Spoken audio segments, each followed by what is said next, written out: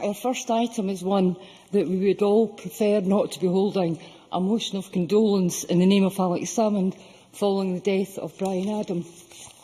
I would like to welcome Brian Adam's wife, Dorothy, and his family to the gallery as Parliament pays our own tribute to him. Thank you very much for being with us today. Like many others in the Chamber, I treasured Brian Adam, both as a friend and as a colleague. Brian was admired across this Parliament because of what lay at his core. He was simply a good and decent man. The private courage and stoicism Brian showed during his long illness added to the enormous respect we had for him. A member of our original intake to this Parliament in 1999, Brian enjoyed an impressively successful parliamentary career. Always a dedicated MSP to his constituent, Brian also served as a committee convener and vice-convener, as chief whip for his party and as the Minister of Parliamentary Business. In all of those roles, Brian's greatest contribution was not in the jobs that he did, but in the way that he did them, all with honesty, even-handedness and humour. Since the sad news broke last week, fellow MSPs and staff from across our Parliament have all gone out of their way to tell me their own stories about Brian. He was admired, he was respected, and he was loved. We will all miss him, and our Parliament will be the poorer without him. I call on Alex Salmond to move the motion, First Minister. Officer, it's been my privilege to count Brian Adam as a friend throughout my parliamentary career. When I first stood for election back in 1987, although himself a candidate in the neighbouring constituency, Brian was generous in his help for my campaign. And that characteristic as a good neighbour is something that all of Brian's friends and colleagues will recall with great affection. He was a family man, kind and generous friend, outstanding politician, and he will be sorely missed. Brian's first pride and joy were his family, and our sincere condolences go to his wife Dorothy and his 5 children, Neil, Jamie, Sarah, David, Alan, his brother Rodney and his sister Irene, and indeed the wider family, all of whom are with us here in the gallery today. And of course to Brian's parents, James and Isabel. Brian was proud of his community and his country. Born in Newmill in 1948, Brian grew up in Banffshire and would spend his life in the north east of Scotland, which he loved dearly. After getting a BSc and MSc in the University of Aberdeen in clinical pharmacology, he began work with Glaxo and Montrose before embarking on a career as a biochemist, later to become Principal National Health Service biochemist at Aberdeen Royal Infirmary. Politics was a very early interest for Brian. He was a trade union activist. He was a champion for his local community. It was perhaps inevitable that he would stand for election. And between 1988 and 1999, he served as a councillor in Aberdeen District Council, later to become Aberdeen City Council. He was a trailblazer for the SNP in the North East. When he was elected in 1988, he was the sole SNP councillor at a one-person group, a position which he later told me demonstrated the crucial importance of a group leader staying on good terms with his chief whip. Brian was devoted to his home community, and there is no doubt that his constituents were just as fond of him. One area of Brian's Midfield and Herryfold council ward is Logie. And such was the support for Brian at election time that almost every window would have a Dayglow yellow SNP poster in the window, earning it the nickname of Daygloggie among SNP activists. On one occasion, while canvassing in Midfield, Brian's campaign team lost him. They retraced their steps to the door. He'd been chapping inside. Brian was tucking into a plate of food, having been invited in for his tea. This was not universally appreciated by the campaign team, but the point of the story, of course, is that Brian's constituents didn't see him just as a politician who was distant from them, but as a friend that they could invite into their home.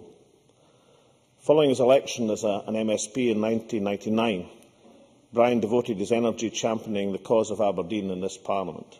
No issue was too large or too small, and he was a tireless campaigner. He played a central role in the campaign to retain neurosurgery and children's specialist services in Aberdeen Royal Infirmary, and similarly was instrumental in the reversal of plans to close the forensic laboratory in the city. Brian made his maiden speech in this Parliament during a debate on prayers. He was a man of great faith and an active member of the Church of Jesus Christ of the Latter-day Saints. In his speech, he argued that Parliament should hold what was to become time for reflection on an inclusive, non-denominational basis, something which we have done and which reflects well in this Parliament.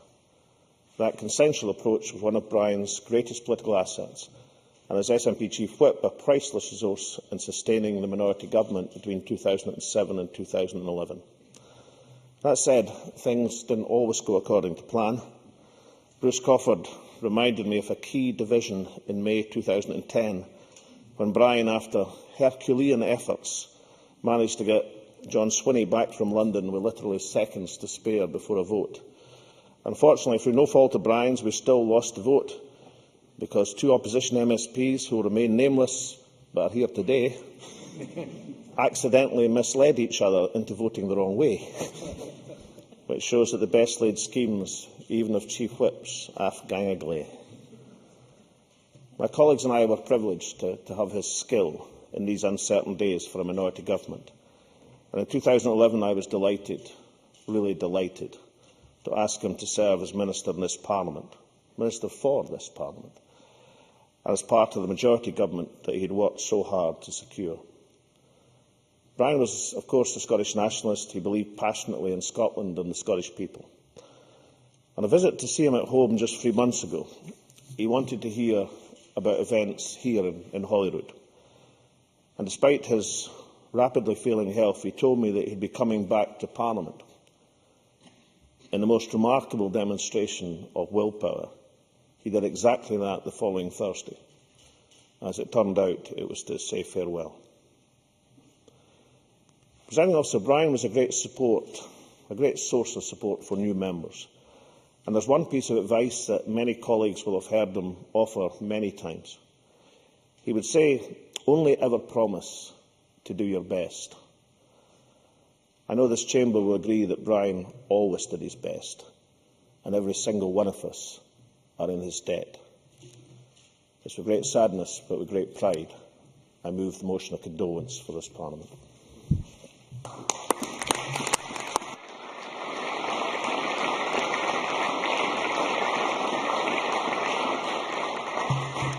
Joanne Lamont. This is a sad day, and it is a privilege to pay tribute to Brian-Adam on behalf of Scottish Labour.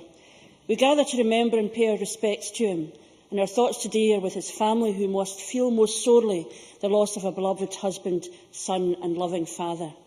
Since his illness, Brian's courage and strength of character in overcoming the challenges his condition brought, continuing his work in the Parliament, speaking in debates while he could, contributing to the politics of Scotland, have been a source of admiration, inspiration and respect from us all. His bravery was evident as he faced up to an illness which saw a proud man fade before our eyes, and its cruelty was all too visible. We should honour and celebrate that courage, but I wanted to remember not just the hard battle he has had in recent years, but to reflect a little on his role and contribution to the work of the Parliament since he first became an MSP. Brian was, like I was, part of the class of '99, a hugely exciting time being present at the birth of a new institution created to bring power closer to people. But it was also, for those of us who remember it, a turbulent time, a time of turmoil, when we felt on occasion, all of us, as if we were under siege. And there was then, I think, a bond forged amongst us, which, despite our political differences, lingers even now. And Brian, of course, was very much part of that group and that time. I remember Brian as a key SNP figure, strong in his views, articulate in making his case, and someone we recognised as having real authority from his own side. Now, Brian and I crossed swords many times, and these exchanges were often robust when we served in committee together. Some more uncharitable observers might suggest that we fought like ferrets in a sack, but I believe that while Brian was passionate and persistent in his views, these views were expressed without animus towards those with whom he disagreed, and I never found him anything other than courteous. And for those of us on this side who worked with Brian, I am sure will recognise with me that while often disagreeing with his argument, we could respect the toughness and energy with which he prosecuted his case. Equally, where there could be agreement, he worked constructively to make cross-party consensus effective. And I know he shared the passion of many here to tackle homelessness and to create warm, affordable homes for those who needed them, and worked where he could to build support on these issues. Brian will be missed as a parliamentarian. I know many on the SNP benches mourn him as a colleague and a dear friend, and our thoughts are with you today. But ultimately, in remembering Brian, I reflect on this. Brian never seemed to me to be only a politician. Being a politician did not define him. Yes, no one could be in any doubt about his commitment to his party and his loyalty to its cause. But he also loved his land, the language and culture of North East Scotland, proud not just of all things Scottish, but proud too of the distinctive heritage of his own background. But even more than that, we were always aware of the importance of his family and of his faith to him. In all things, he seemed to me to put this job in its proper place and its proper context. What he did here mattered to him, but it was evident to all that his family and his faith mattered even more. And that should be part of his legacy. We offer our sincerest sympathies to his family, his colleagues and his friends, taken from you all too soon, having suffered more in his last years than we can even begin to imagine. We hope you can draw strength in these bleakest and rawest of times from the affection and admiration he earned beyond his own party, and the recognition that his was a good life lived in the service of others.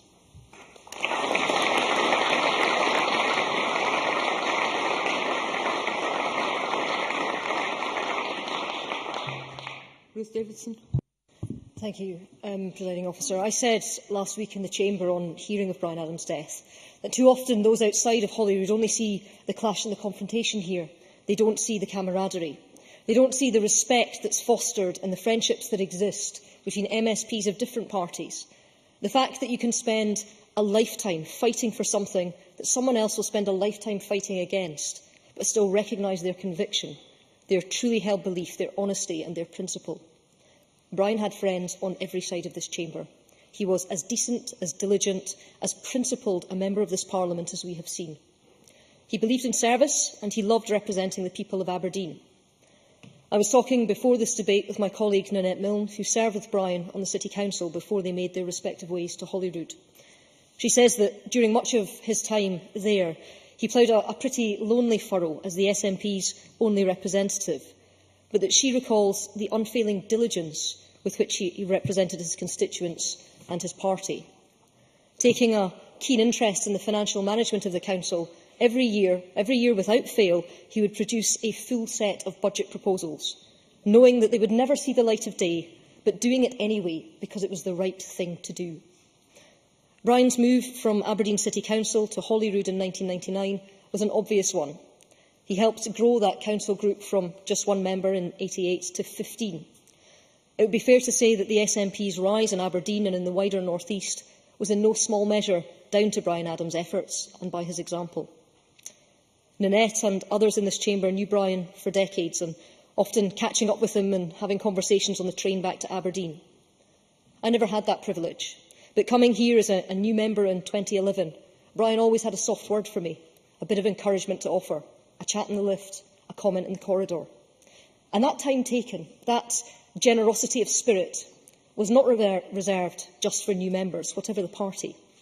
He believed in democracy and in others benefiting from being part of it and in seeing it up close. That's why he instigated one of the Scottish Parliament's regular internship programmes with Brigham Young University in the United States. And although MSPs from across the chamber have hosted college interns, I have a sneaking suspicion that there are hundreds of young American graduates that have a bit of a soft spot for the Scottish National Party because of the influence of Brian Adam. Possibly his most significant achievement in this place was Brian's role as Chief Whip during the SNP minority government of 2007 to 2011. Few people thought that such an arrangement could last, and it was largely down to Brian's exceptional abilities that it did. I know that my own colleague and his opposite number as our Chief Whip at the time, David McCletchie, appreciated Brian's honesty and square dealing, and that their trust in the other's integrity and their ability to do business helped to successfully navigate those uncharted waters. I don't think there is anyone in this chamber today who was not also struck by the courage that Brian showed when facing his illness. Knowing the full extent of it, but not speaking to more than a few close confidants, he carried himself with optimism and with resolve to continue to do good service, and serve he did right to the end. Brian-Adam's death has robbed this Parliament of one of its key figures. It has robbed the City of Aberdeen of one of its proudest servants, and it has robbed his family and his friends of a thoroughly decent man. And whilst the greatest pain during this time will undoubtedly be for Brian's family and close friends, they should be proud and take strength from the knowledge that he was an outstanding servant to his city, to his party and to his values. It is to them that I extend my thoughts and prayers, and that of my party at this most difficult time.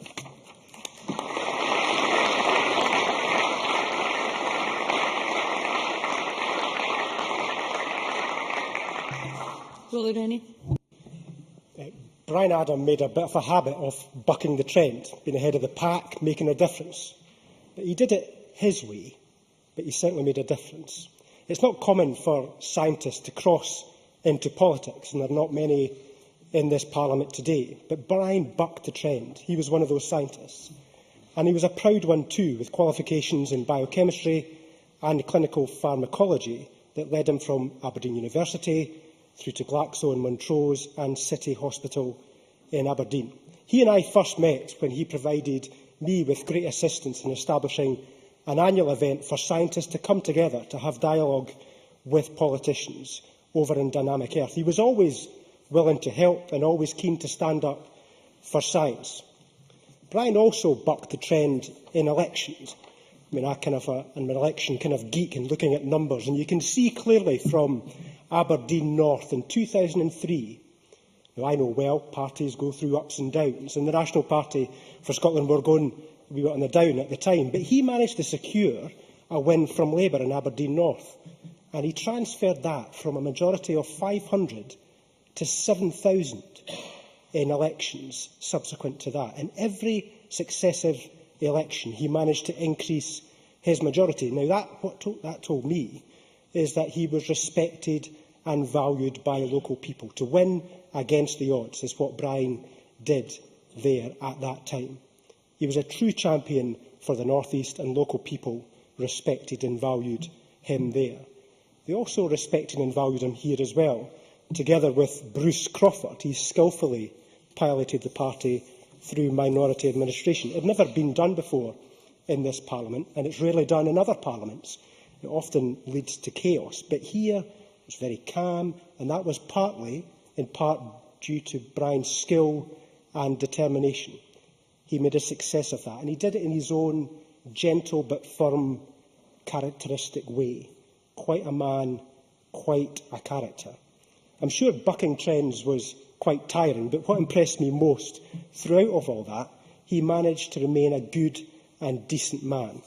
A man his family and friends will forever be proud of. In the world of science, elections, Parliament, and most of all at home, Brian was valued and appreciated. To be honest, we need more people like Brian in politics. Trusted, respected and good. He was a member I think this Parliament will remember for a very long time, long after he is gone. Brian-Adam, a good man who bucked the trend.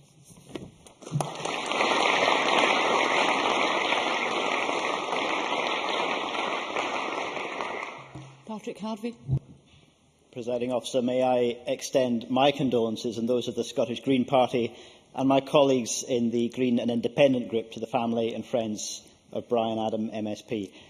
A moment like this does stand apart from the everyday banter, the heckling and the jockeying for position which characterises a great deal of our parliamentary debate. When one of our members, someone we knew and worked with, passes away, it's a moment to reflect on the true realities of life and the common humanity that unites us. Presiding Officer, I can't pretend that I knew Brian as well as you did yourself, or as other SNP colleagues and those representing the North East. I never served on a committee with him. nor a cross-party group. We never even propped up the bar together, more to do with his habits than mine, I freely admit. So I did want to contact my former colleagues to ask for their thoughts, including Robin Harper, who was elected back in 1999 and so knew Brian the longest. I have to say that every reply I received from my former colleagues included descriptions of Brian such as helpful, considerate, warm, friendly, approachable, but also straightforward, businesslike, and a dedicated parliamentarian. Shona Baird, in particular, who was our member for North East Scotland, wanted to express her thanks for all of those lifts that Brian gave her back to the railway station. One of those little forbearances which I know colleagues from all political parties have had to endure from time to time with Green Party members. We've always been grateful, and I know Shona was to Brian. My dealings with Brian were largely restricted to his role as SNP whip, particularly in Session 3, during all of those exciting knife-edge votes that I know we all miss so much. There were times when our political positions aligned, and as Brian sidled up to me in the minutes before decision time in the chamber, I was able to give a reassuring nod and send him away with his blood pressure just a tiny bit lower.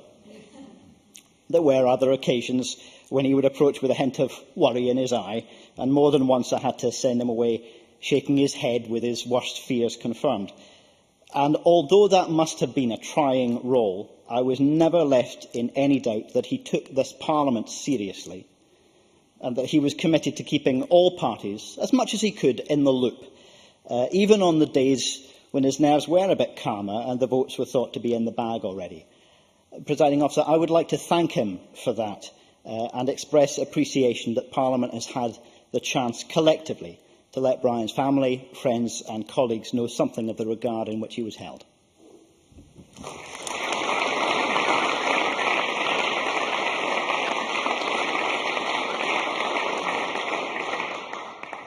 Thank you. I'm now going to allow a short period of suspension until 3 o'clock, when we will move on to further business.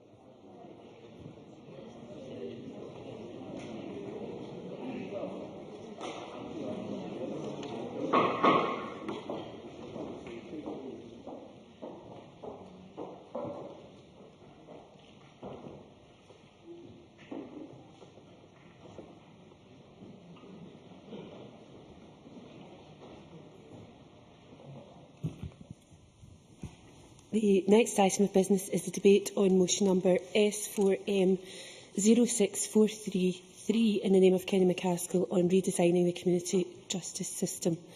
Can I invite members who wish to speak in the debate to press the request to speak buttons, and I call on Kenny McCaskill to speak to and move the motion. Cabinet Secretary, you have 13 minutes. Thank you, Deputy Presiding Officer. I know there's a more sombre mood in the Chamber than normal, given the debate and events that have just happened, but I'm grateful for members agreeing to participate in this, and their comments and thoughts will be important, because I am pleased to open this debate today on redesigning the community justice system in Scotland. Reoffending is an important issue which affects everyone. It creates victims, damages communities and wastes potential. Audit Scotland estimated the total social and economic cost of reoffending at around £3 billion per annum.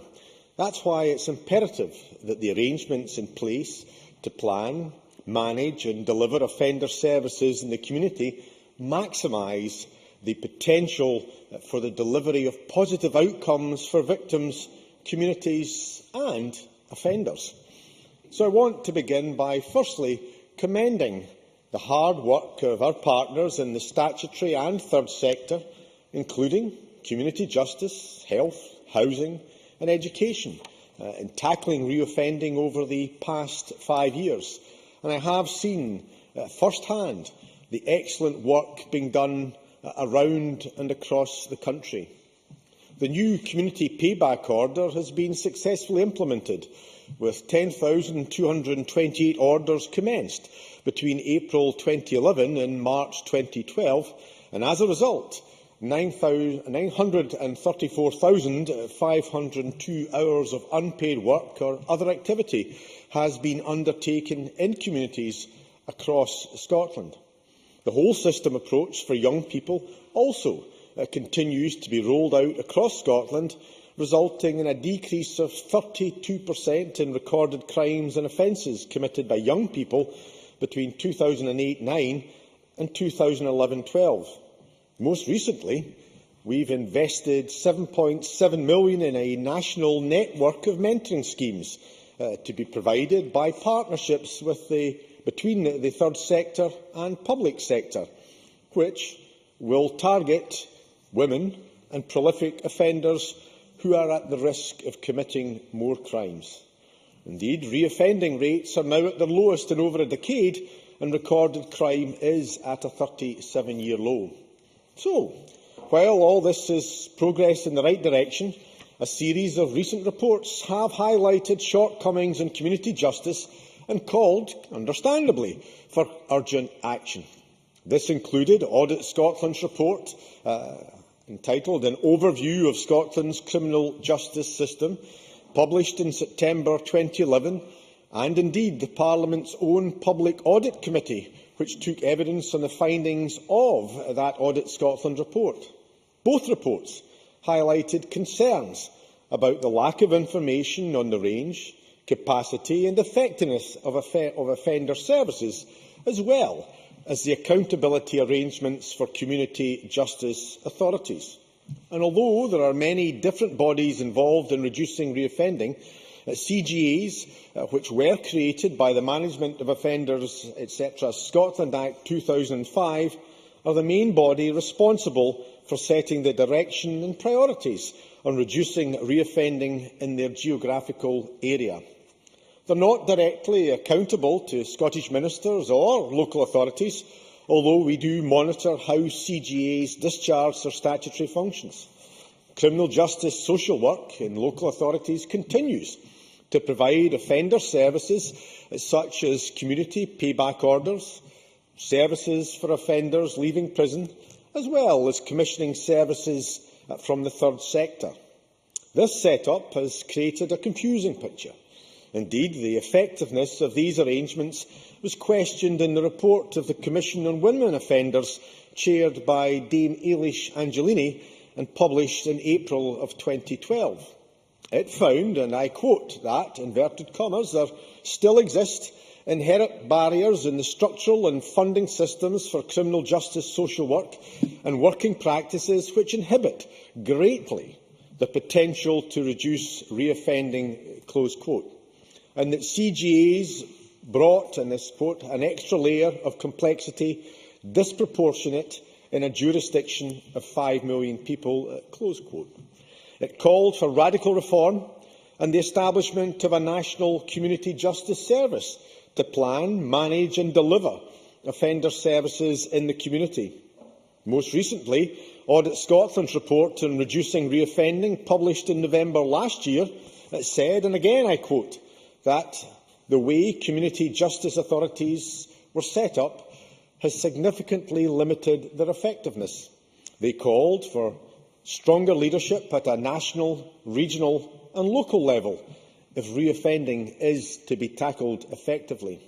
In summary, it's evident that the status quo is no longer tenable, and that's why on 20 December last year we as a government published a consultation paper setting out options for redesigning the community justice system. Before I get into the details of the issues involved, I will set out a vision of a successful community justice system.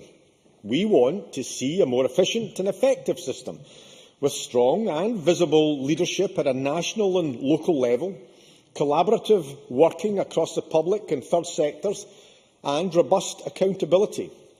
Offender services should be built around people's needs, based on evidence of what works and best value for money. Local partnership with the engagement and commitment of non-justice partners such as housing, education and health is critical to success. Service users, their families and the wider community should be routinely involved in the planning, delivery and reviewing of services to help improve performance and outcomes. And there should be a strong focus on prevention and early intervention. We're under no illusions that structural change alone will result in transformation of the community justice system. We also need a shift in culture. At the heart of any reforms should be the development and empowerment of practitioners, managers and leaders in the public and third sectors working with offenders. Unlike the UK coalition government, we have no plans to outsource the management of offenders in the community to the private sector. We highly value the professional contribution of our public sector criminal justice social workers and indeed others working in the community justice field, and we want to use this opportunity to reform the existing arrangements to help make best use of their skills, knowledge and expertise. Our vision of a reformed community justice system recognises the findings of the Christie Commission and is consistent with our wider public service reform programme, including the integration of adult health and social care and the review of community planning partnerships. The consultation paper itself sets out 3 possible options for reform, which were developed with input from COSLA and the Association of Directors of Social Work and CGAs, and I thank them for their assistance. Option A is an enhanced community justice authority model, where changes are made to CGA membership and functions, including widening membership to include an appointed member of the Health Board and expanding CGA's statutory functions to include strategic commissioning of services. Option B is a local authority model, where CGAs are abolished and local authorities assume responsibility for the strategic planning, design and delivery of offender services in the community. Option C is a single service model. By all means. Jenny Mara. Thank the Cabinet Secretary for giving way. Could he clarify for me on option B, if that were to be the option that was decided, would there be consideration given to the fact that some local authorities in our country with very high areas of deprivation would have to spend much more money on CJAs and whatever replaces them? And would option B take account of that expenditure, and would the expenditure be devolved down to local authority so they had to pay for it themselves under option B? Cabinet Secretary. Well, these are obviously matters that would have to be discussed and detailed, but it's already accepted in the funding formula that we use, with matters taking into account the additional pressures that many areas face as a result of social and economic matters. So these are matters that I think the detail would have to be sorted out, but I think it's self-evident that areas that have the highest pressure, have the greatest needs, would have to be given the most appropriate level of resource to be able to deal with that. Option C, as I was saying, is a single service model, where CGAs are abolished and a new national social work-led service for community justice is established. That was recommended by the Angelini Commission. The new service would be separate to, but sit alongside, the Scottish Prison Service. It would also subsume the Risk Management Authority, a non-departmental public body, therefore not creating any additional public bodies. Any new arrangements will need to be achieved largely through the reconfiguration of existing resources, currently £111 million per year. We'll be undertaking detailed financial work on the cost of the different options, liaising with local authorities and CGAs, and this will inform any final decision on the way forward. We recognise that a wide range of professionals, organisations and individuals have an interest in how we take things forward. That's why, in tandem with the consultation paper, we held 13 consultation events across Scotland to seek views on future arrangements. Over 550 people have attended, including criminal justice social workers, third sector, CGA officers and conveners, police, prison staff, health workers, addiction workers, local authority staff, housing officials, members of the public and ex-offenders themselves. I've also been working constructively with COSLA, ADSW and Solace, and met third sector representatives to hear their views and weaknesses in the current system and possible solutions. All contributions to date have been immensely valuable, and it's clear that the issue matters very much to many people. I expect to make an announcement on the way forward in late 2013, and subject to a suitable legislative vehicle and parliamentary approval, provisional implementation will take place from April 2016 onwards.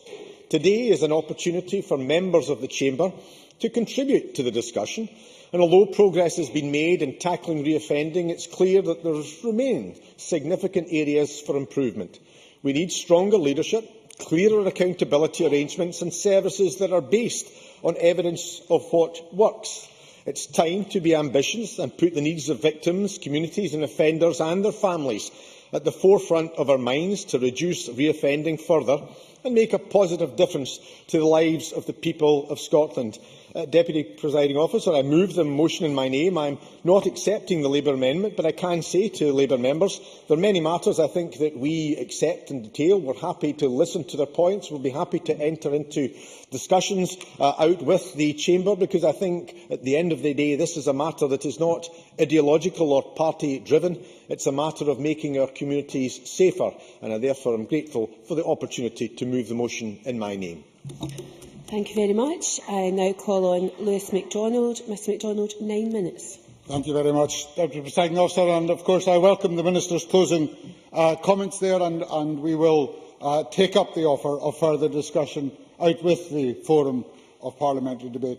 There is general agreement about the importance of redesigning the community justice system, and the Government's decision last year to consult on how that should be done was also uncontroversial. However, for ministers to call a debate only 2 days after the consultation closed is perhaps a more surprising thing to have chosen to do. Even Kenny MacAskill, and I listened very closely to what he had to say, even Kenny MacAskill cannot have had much opportunity to read and consider the views of all those who contributed their thoughts to that consultation, far less to make those views public or indeed to reach a considered response on the part of Government. Last week, of course, we debated the Cabinet Secretary's wide-ranging proposals for closures and cuts in function of many of Scotland's local courts, which he had taken only a couple of days to consider after the details of that consultation were made public. But even he could not have had prior knowledge of all the informed and detailed contributions on community justice, which no doubt landed on his desk earlier this week. So I am not at all sure, and I think his closing comments tend to suggest that he is not at all sure why this day should be the day for that debate. That is why, in our amendment, we call on the Government to schedule a further debate before it brings forward any draft legislation later this year, as he has said, a debate that can be informed by the consultation process and by the Government's response. Because, in common, I hope, with other parties, we approach the substance of these issues with an open mind. We acknowledge the need for change in the way community justice is delivered, but we are not dogmatic about the direction of travel. We are, as ever, open to the arguments to be made in favour of the options on which the Government has consulted, and keen to see the evidence of what works. Structures, in the final analysis, are only a means to an end. The objective behind reforming those structures has to be effective action to reduce the scale of reoffending. The efforts of those working in this field should be applauded, but Audit Scotland's report on reoffending last November, which the Cabinet Secretary mentioned, that report showed that there was no room for complacency. They found what they described as a relatively static rate of offenders reconvicted within 1 year, 30% in 2009-10, compared with 32% back in 1997-98, and over 42% convicted within 2 years, reconvicted within 2 years. They also found that 22% of those convicted in 2010-11 had 10 or more previous convictions, that the prison population has risen by 27% in a decade, and that less than a third of the public money spent on dealing with convicted offenders was spent on services specifically to reduce reoffending.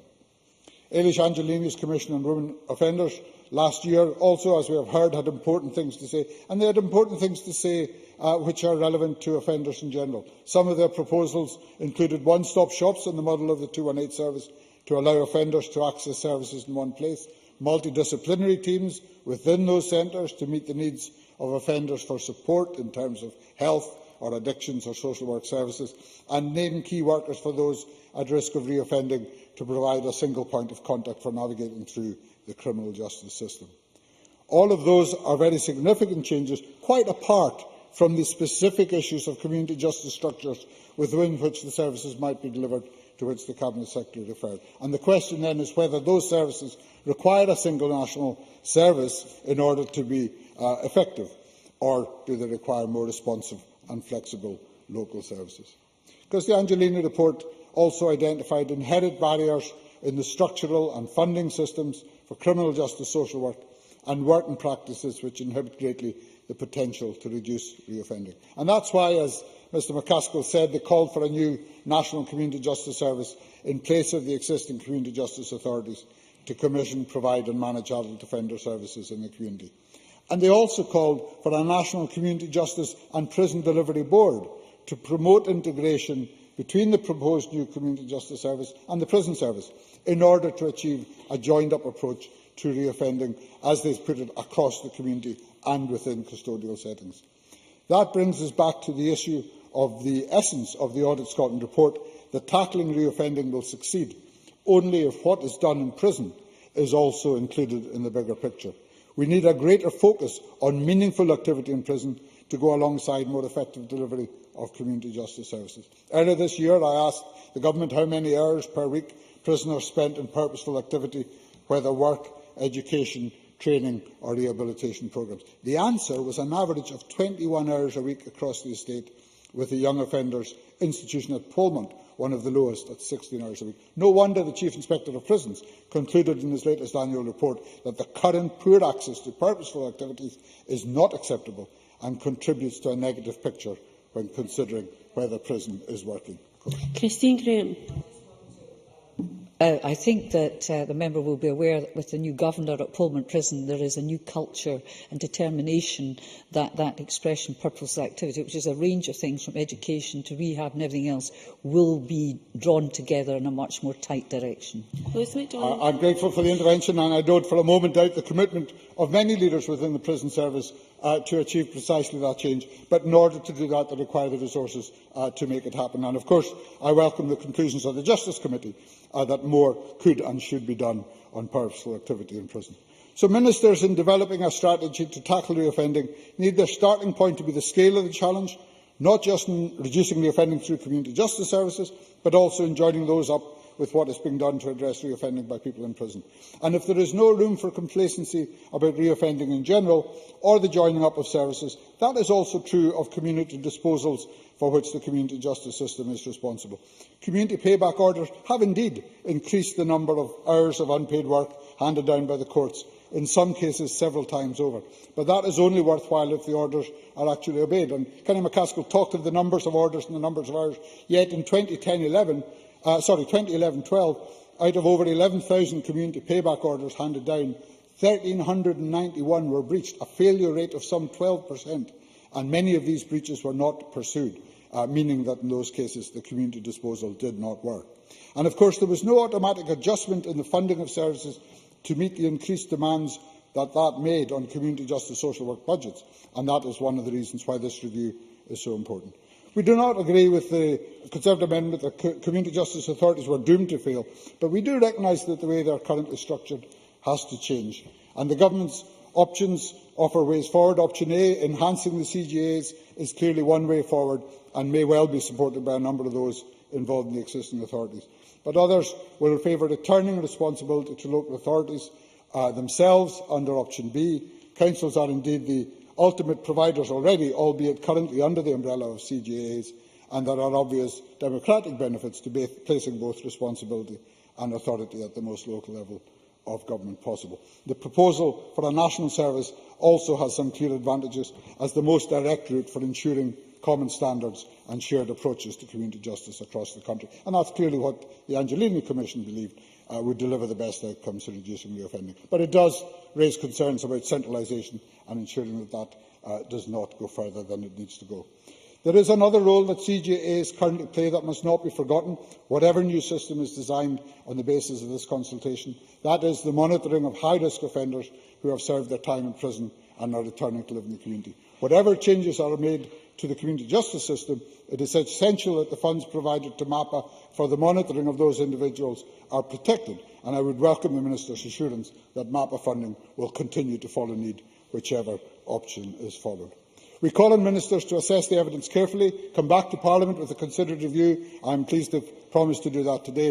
It is important to get the balance right between the successes of community justice over the last 8 years, the need to move the system on, between the imperative on building on those successes, the general recognition they must now change, and between the coherence of a national system and the local accountability of services delivered by local councils. Whatever conclusions ministers reach, they should be informed by the central objectives highlighted both by Audit Scotland and by Angelini to reduce reoffending and to join up community justice and Scotland's prisons in order to do so. And on that basis, I move the amendment in my name. Thank you very much. And I now call, I now call on Margaret Mitchell to speak to and move the amendment in her name. Ms Mitchell, 6 minutes. Thank you, Deputy Presiding Officer. I welcome this debate on community justice, which gives the Parliament the opportunity to look at why the current arrangement for strategic and operational responsibility for community sentences and reducing reoffending is not as effective as it could be. At present, the 8 community justice authorities work with 32 local authorities, 32 alcohol drug partnerships, 16 prisons, 14 health boards, 6 sheriffdoms and now 1 police force. It is perhaps not surprising, therefore, that coordination between these various agencies and avoiding duplication is proving challenging. This aspect is highlighted in the Conservative amendment, together with the shortcomings resulting from how CGAs were set up. These include inconsistency in service provision between local authorities, particularly over supervised bail schemes and through care, the distribution of core funding by criminal justice authorities, not encouraging the reduction of reoffending, because this funding is based on the workload in terms of the number of community sentences imposed in a local authority area. The complex make-up of CGA boards and concern that councillors can find it difficult to separate their responsibilities as CGA members and, on the other hand, as local authority elected members, which limits CGA's ability to move funds between constituent councils, and a general lack of assessment of CGA's performance. All of these aspects are worthy of in-depth discussion, but it's the funding aspect and allocation of resources that I want to explore more thoroughly today.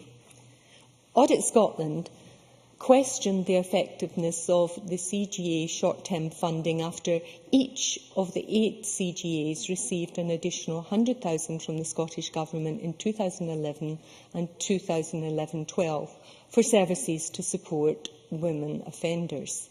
This was money allocated after the Cabinet had looked at the 2009 Equal Opportunities Committee Female Offenders in the Criminal Justice System inquiry report, which identified the work done by one criminal justice authority in reducing reoffending by women from more than 30% to about 14%. Whilst the Government is most certainly to be congratulated on providing this funding, arguably, had it gone a little further and given some direction to the CGAs in terms of what had worked well for the South West Scotland Criminal Justice Authority, which, by working with the Charity Circle and supporting the family of women prisoners and the prisoners themselves on release, had dramatically reduced reoffending, then I believe a much better outcome could have been achieved and perhaps Audit Scotland's criticism addressed. What is certainly not in doubt is that sufficient long-term resources must be made available not only for the third sector but also for other community-led projects with proven track records delivering and tackling reoffending. The argument for this is compelling, given one such 4-year project run by Circle, where community-based support is given to marginalised children and families, led to the return to custody rate for the offender supported falling to as low as 19%. However, while reconviction rates may be at their lowest level for a decade, in reality, reoffending has barely dropped in that time and remains far too high. This is particularly true of those in prison, where a staggering 22% of all offenders handed a custodial sentence last year had 10 or more previous convictions. Furthermore, the introduction and delivery of the community payback orders as alternatives to custody have contributed to the problem. The first person granted a CPO breached the order. In January, it was revealed that offenders were being credited with 2 hours' work for just turning up if a work project could not be found for them. And the latest figures show that less than a third of CPOs handed out last year were completed within a year. So perhaps the Cabinet Secretary can confirm whether the evaluation of CPOs will be completed in time to feed into the Government's analysis of the consultation on the community justice system.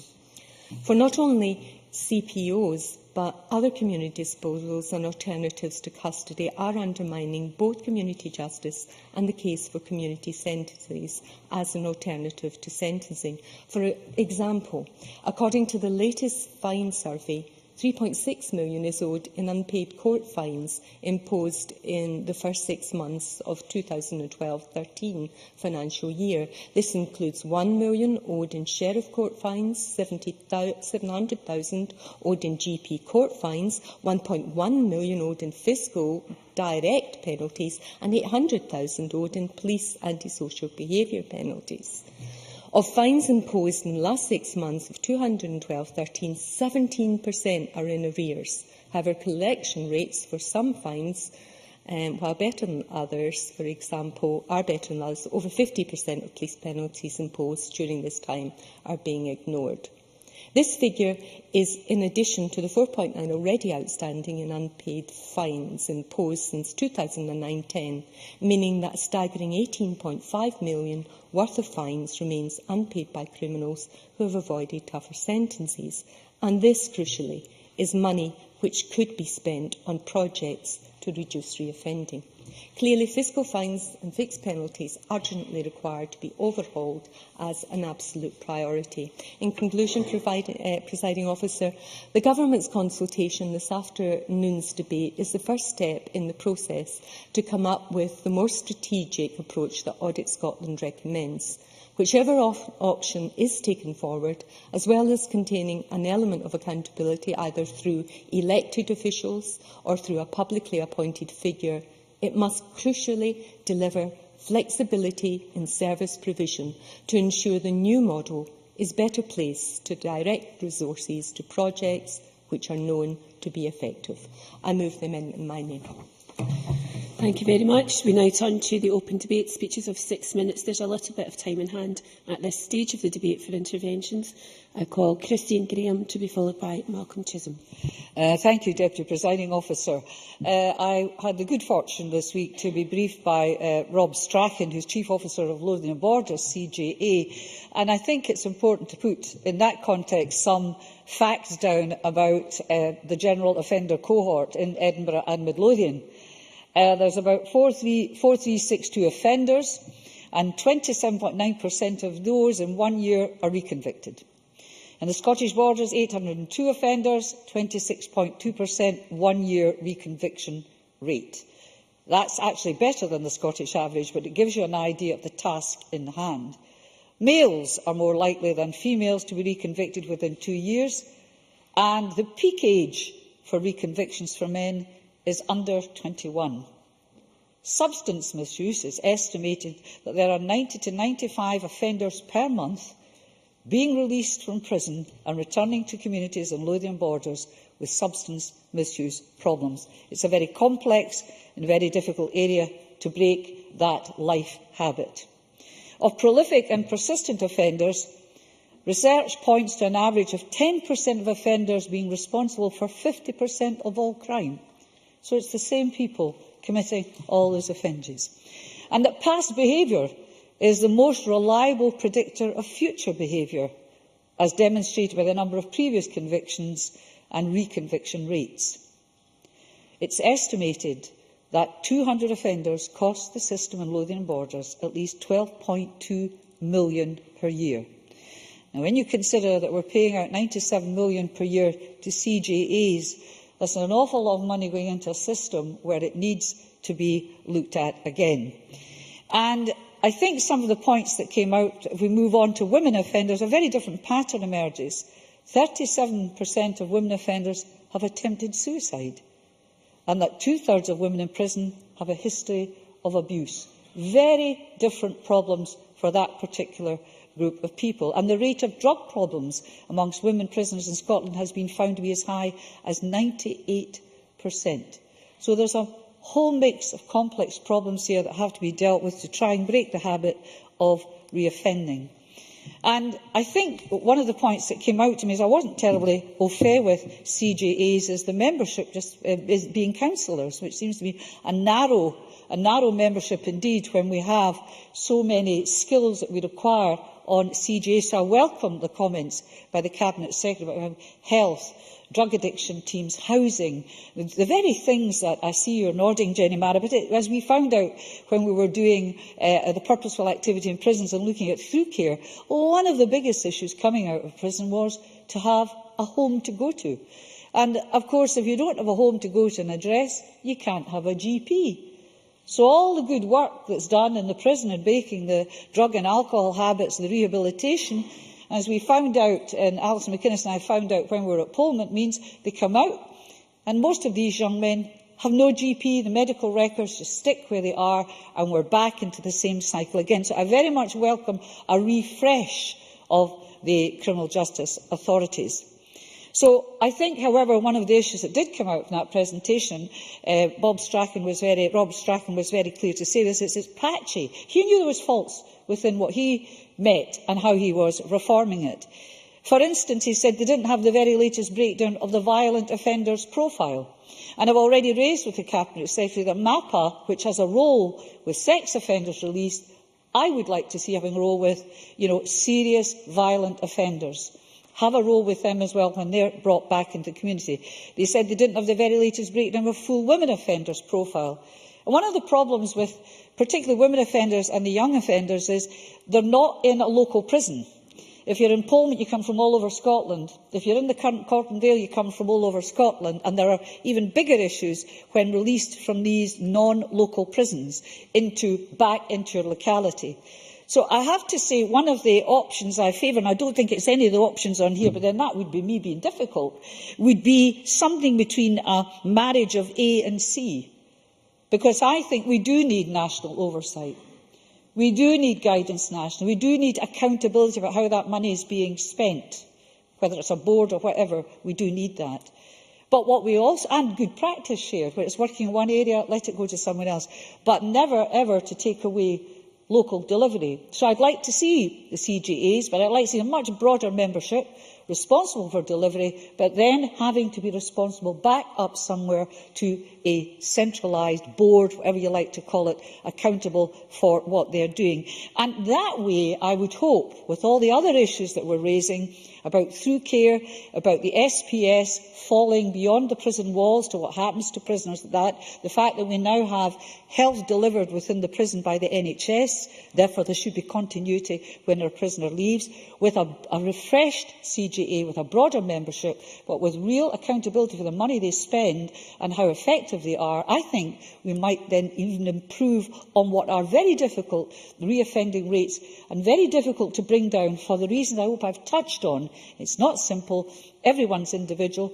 Different categories have different problems, and that's why I think if we had a central organisation to look at strategies for making them accountable, but local CGAs saying, I know what works in this area, I know how we could do this, I think we'd have the best of both worlds. So I want something, Cabinet Secretary, between A and C, A plus C, or A and C jammed together in somewhere. Maybe make it a D. Thank you. Thank you very much. I call Malcolm Chisholm to be followed by Colin Keir. Presiding Officer, I think the timing of this debate is rather unfortunate because the consultation principle has always been central to this Parliament, and I think it would have been better to wait until all the written responses were available to members. I think it's particularly unfortunate for someone like me because I don't really have any background or experience in this area, and I would have much preferred to read the views of those who do, although I was in fact a minister when the community justice authorities were set up, but in the nature of things when you're a minister you're ploughing your own field. But I do remember there were debates then similar to now about the tension and the choices between a central system and more local variation. So in a kind of way we're repeating some of the debates that we had then. Now I certainly recognise the importance of this area of policy. The importance of dealing with the rehabilitation of offenders and stopping reoffending are clearly critical to justice policy. And while I'm not in any way an expert in this area, I have been inspired by some people who work in this area. One organisation that Margaret Mitchell mentioned, Circle, which is based in my constituency, has really remarkable success rates in terms of stopping reoffending, and I'll certainly want to listen to what they have to say about it. And also the Violence Reduction Unit, whom I've talked to a couple of times in recent months, who are very much prioritising this kind of work with offenders, particularly around employability, as a way to cut down on reoffending. So I think there are leaders in the field that we certainly want to listen to. Now, while there's no agreement about the solutions, I think there is a lot of unanimity around the nature of the problems, and I think most people also agree with what Margaret Mitchell said about the cluttered and fragmented landscape, which was, of course, a key theme of the Christie report. Everybody also seems to agree that structures aren't the be-all and end-all. I think that's absolutely right, but equally some changes are required to the structures, and that's why we have three options before us. But starting with the problems, what are they? Well, I think they've been very well described in the Audit Scotland report and the Angelini report, and both refer to lack of leadership and accountability and also to problems with funding.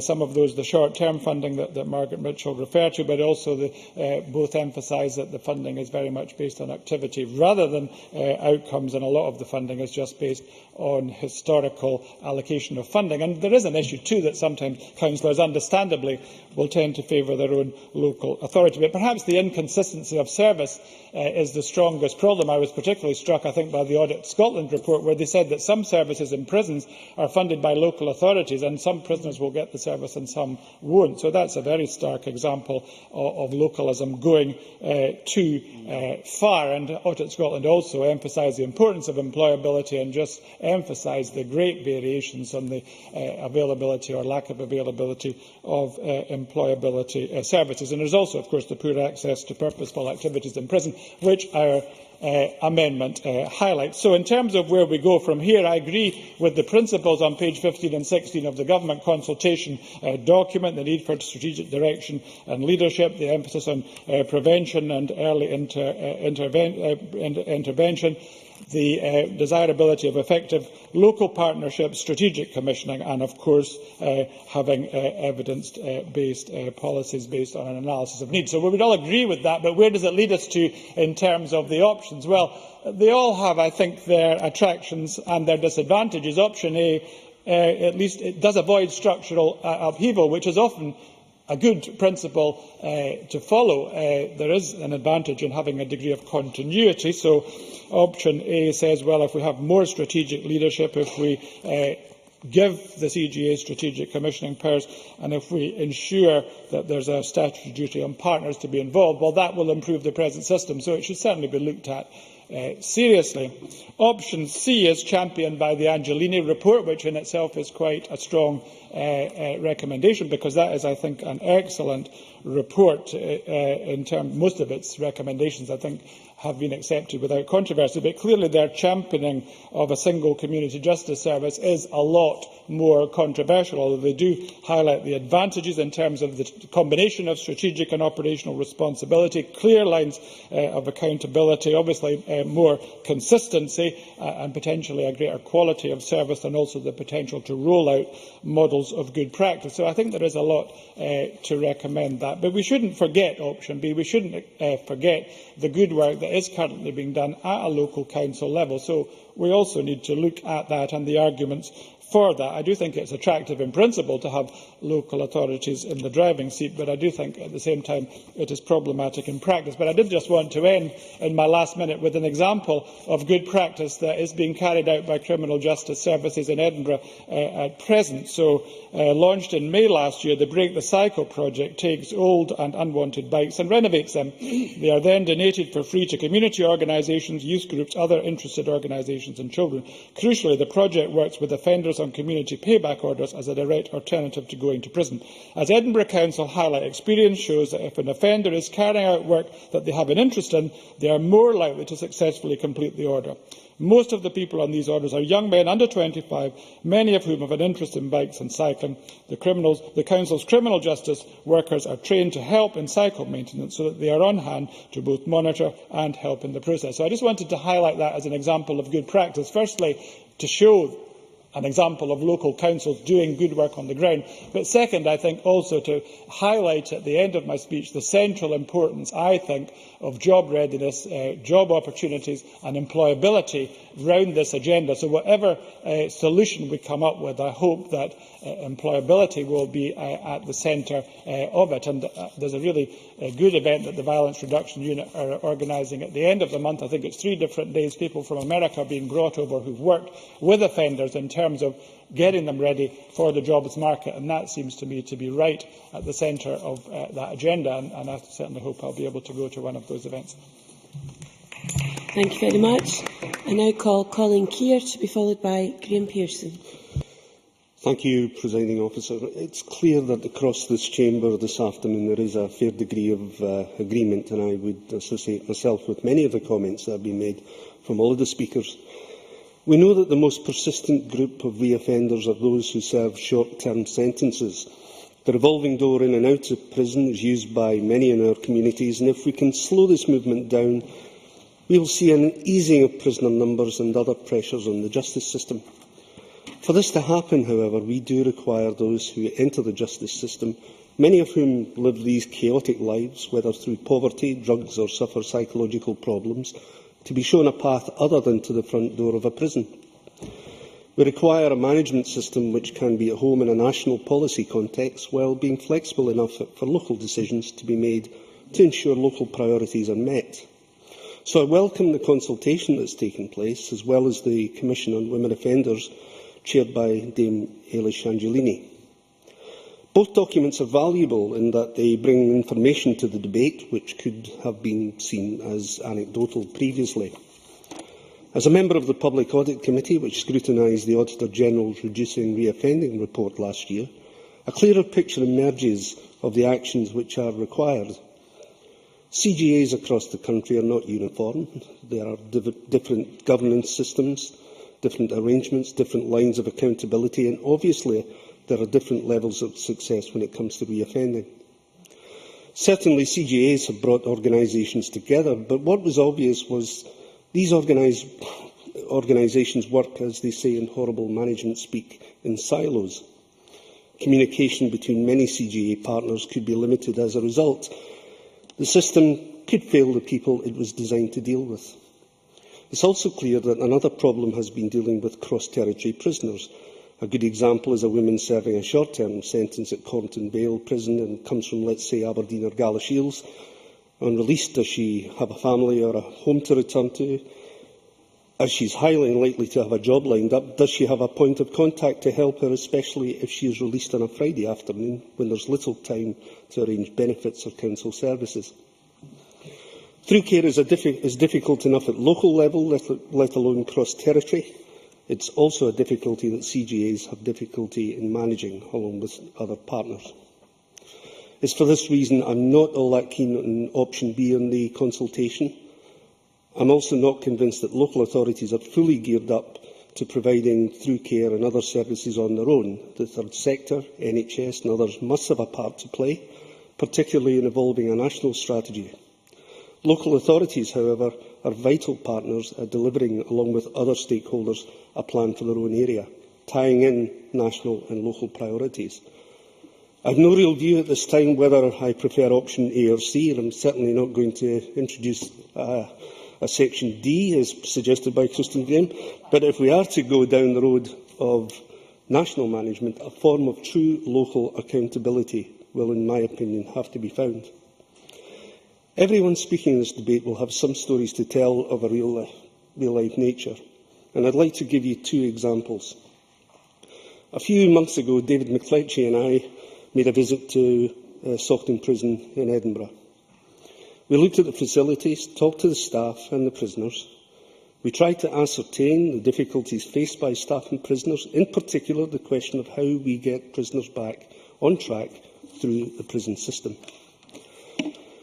Two of the prisoners David McFletchie and I met, who were being released the following week, were really quite clear in their views. That the 18 months both had served, and this wasn't the first sentence they'd served, was nothing more than, as to quote them, an inconvenience. They hadn't learned anything in their time inside, and I don't suppose it's going to be the last sentence they're ever going to serve. Facilities are geared for longer-term prisoners. The system can't work for short-term prisoners. There's just not enough time for the rehabilitation side of things to work. The second example is one of a male aged around 17 that I met along with members of the Streetworks organisation. He was leading a group of younger boys. In front of them, he was bullish. He was proud to have already done time in a young offenders institution. He also appeared proud of the fact that he had another charge against him, and it was likely that he would find himself sentenced to time inside in an adult prison for the first time. Now, it was only afterwards, when we got him away from the youngsters that he was with, and actually started to talk to him, that we realised that perhaps he's not quite as bullish after all. And he saw his life in prison as an inevitability, but I think if he had the full support that perhaps he deserves, there is a way out for this lad. Now, these are two examples why we need total redesign. The partners we have already are vital. They have experience, but it's just the management of bringing this system together. Now, I thoroughly believe there is hope for these people out here. I thoroughly believe that we have a way forward and a common ground over all these benches to make this work so that we can ease the pressure on the prison system. We can, in my opinion, get rid of short-term sentences, because I am actually convinced now, in my time here, I came in thinking that many of the problems that we face locally should be sorted out by people being sent to prison. I have learned, I am converted to the fact that anything under 2.5, 3 years is a waste of time, and there are better ways to deal with these people in our system.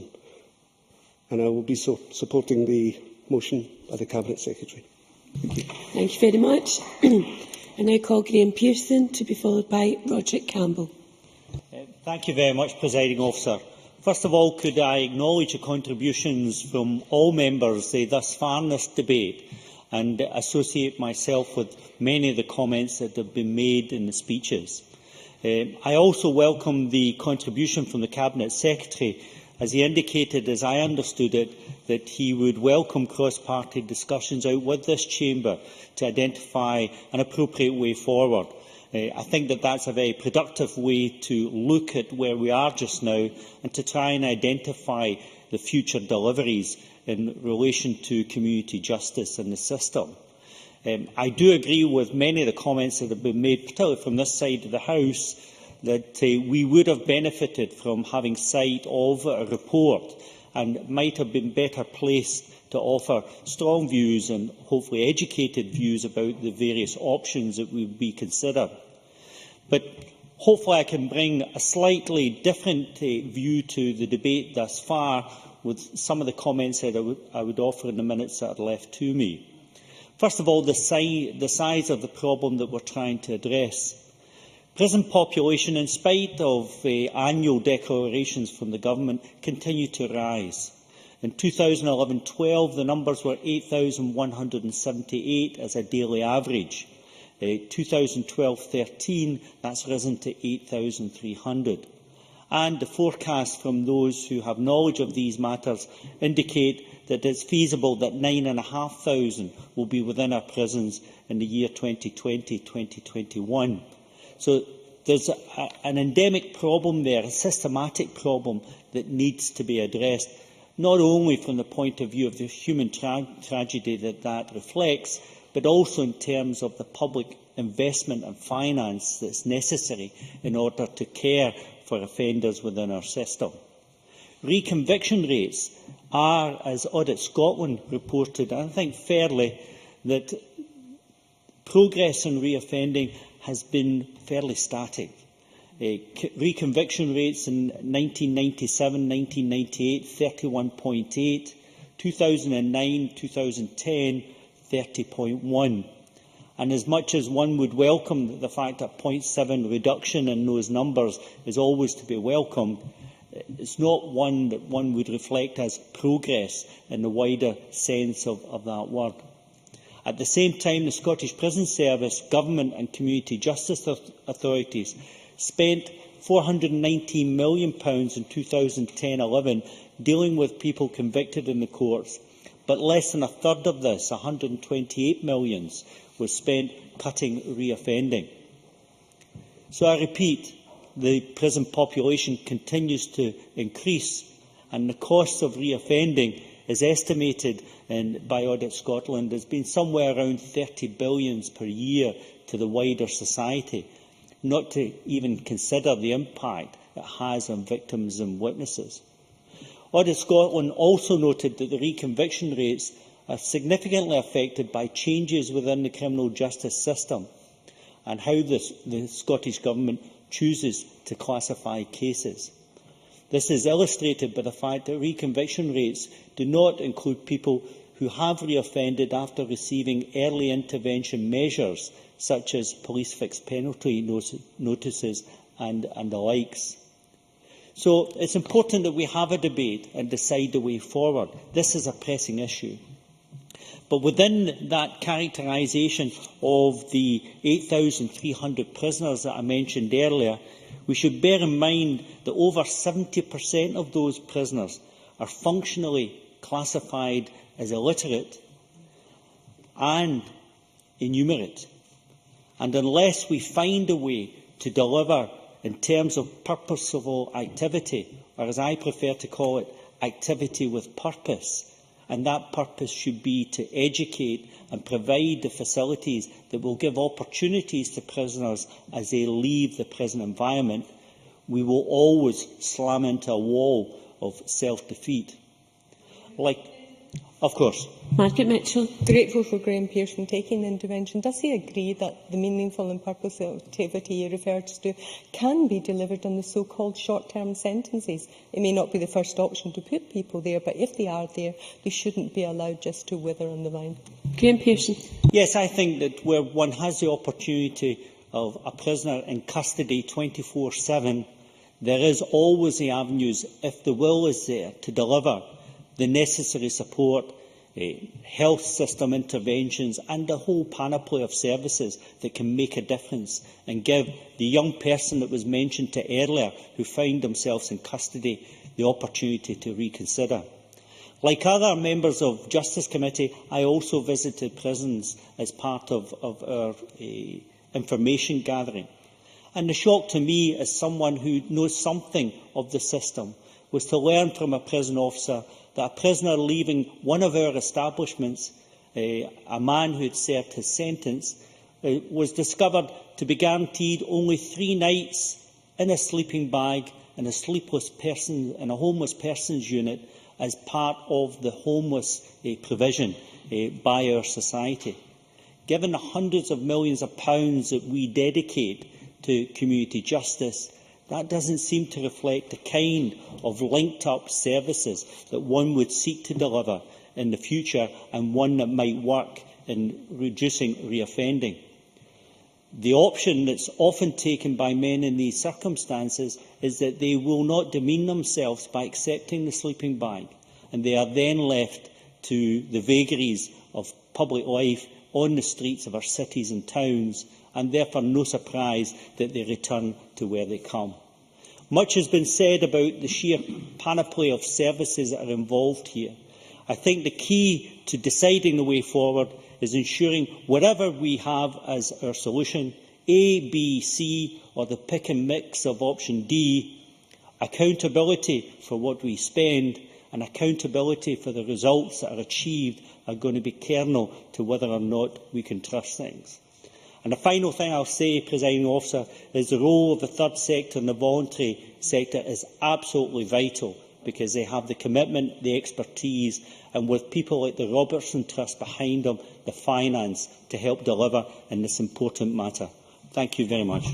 Thank you very much. I now call Roderick Campbell to be followed by Alison McInnes. Thank you, Presiding Officer. Recorded crime is at a 37-year low and the number of first-time offenders is falling. However, we have still around half that number who receive a short custodial sentence going on to commit a further offence within a year of their release. That poses serious problems for the justice system and for the public purse, to which there are no simple solutions. Notwithstanding the progress made by the Scottish Government in recent years, there remains a lot of work to do to reduce reoffending further, in respect of which the community justice system must play its part. We therefore need to look at ways of improving the whole system, from the reporting of a crime right through the sentence to the release and, crucially, beyond. We know that simply locking up people, particularly for less serious crimes, is not an effective solution to preventing crime. Scottish Government research from 2011 shows that community sentences are more effective in reducing repeat offending compared with short-term custodial sentences, not to mention a great deal more affordable, with an average cost of a community payback order in the region of £2,400, or half the cost of a 3-month prison sentence. And we should also not forget the Scottish Government's Reducing Reoffending Change Fund of £7.5 million, plus the contributions of the Robertson Trust and the Scottish Prison Service. And in Fife, that's enabled us in 2012-13, enabled projects run by SACRO and Addiction to move forward. I also particularly welcome the use of funding for mentoring, the importance of which was underlined by Dame Ailey Angelini in her commission, and also referred to in the Justice Committee's report on purposeful activity. Community justice authorities have, of course, been involved in work on reducing reoffending.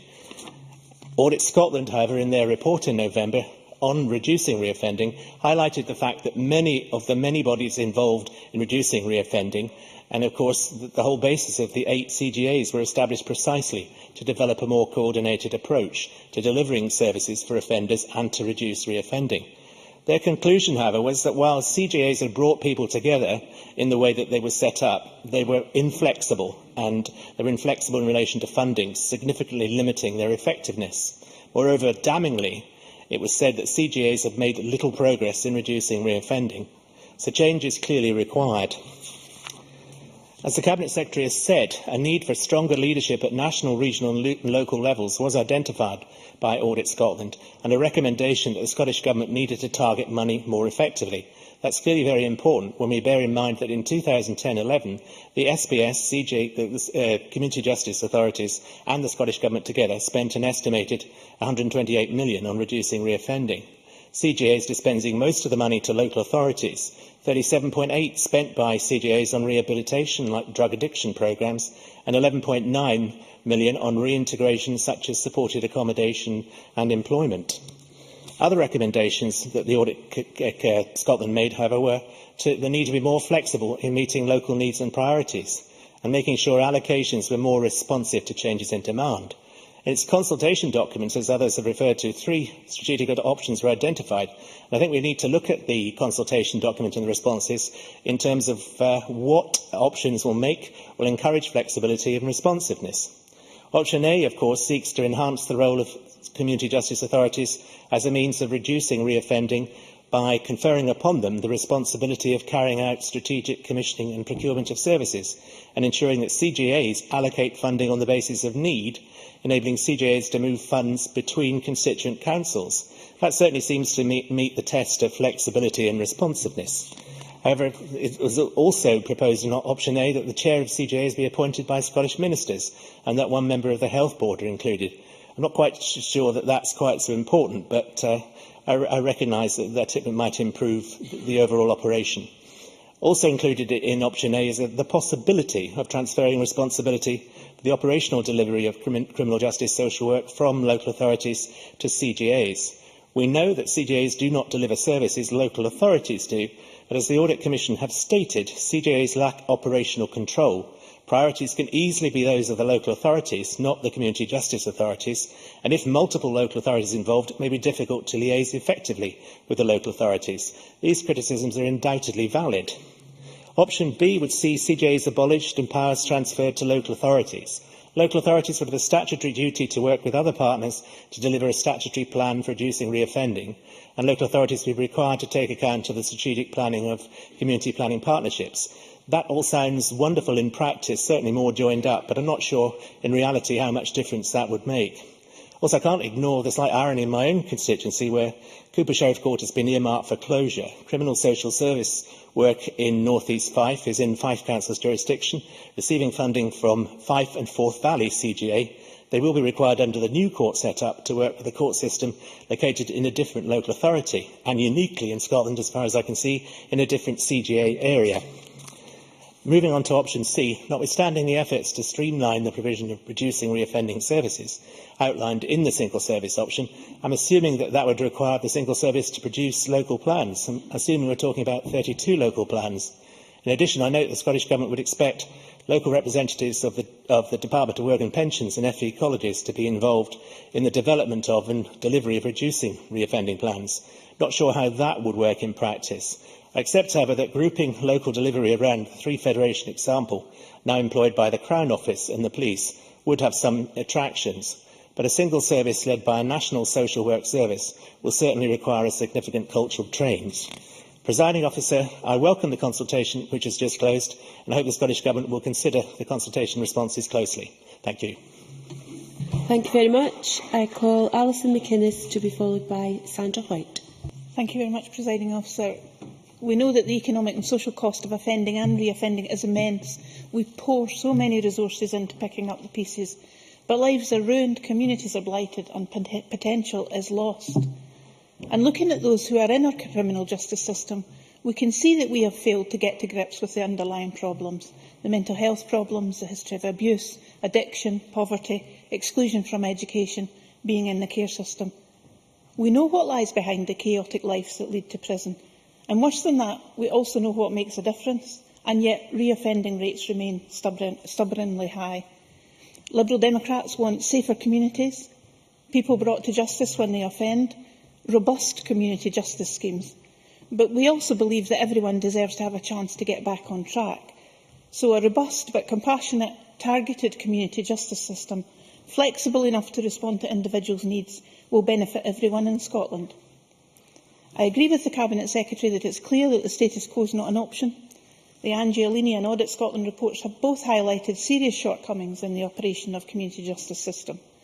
And the Justice Committee has also seen clear evidence of the failings in the system. The Angiolini report had some frank words to say about the lack of leadership up until now, and for sure it is going to take strong and sustained leadership, both nationally and locally, to make a difference. Audit Scotland found a mismatch between the services that are provided and what we know works in tackling reoffending. They found that access to and availability of services varies significantly across Scotland. And while CJAs have been successful in bringing people together, Audit Scotland reported that the way in which they were set up and the inflexible funding arrangements that are in place have limited the CJA's effectiveness. Audit Scotland concludes that funding for community justice services is particularly inflexible and does not encourage reductions in reoffending, and that currently only a small amount of funding is available for local discretion, and the funding is based largely on historical activity. The CJAs report to ministers and have regional budgets to dispense to local authorities, but very little discretion and a clear lack of governance arrangements. So while I can acknowledge that there is good work going on, I couldn't legitimately argue that what we have at the moment is the right model. Can I say at this point that I agree with what the Labour Party have been saying? While it's good to have an exploratory debate on this complex issue, it would be useful if we could come back to it once we've all had the opportunity to review the consultation responses. Now, some might be tempted to say, when faced with the fact that a number of the other agencies involved, the Court Service, the Crown Office and Procurator Fiscal Service, the Scottish Prison Service and now the Police, operate nationally, that we should also have a national community justice organisation.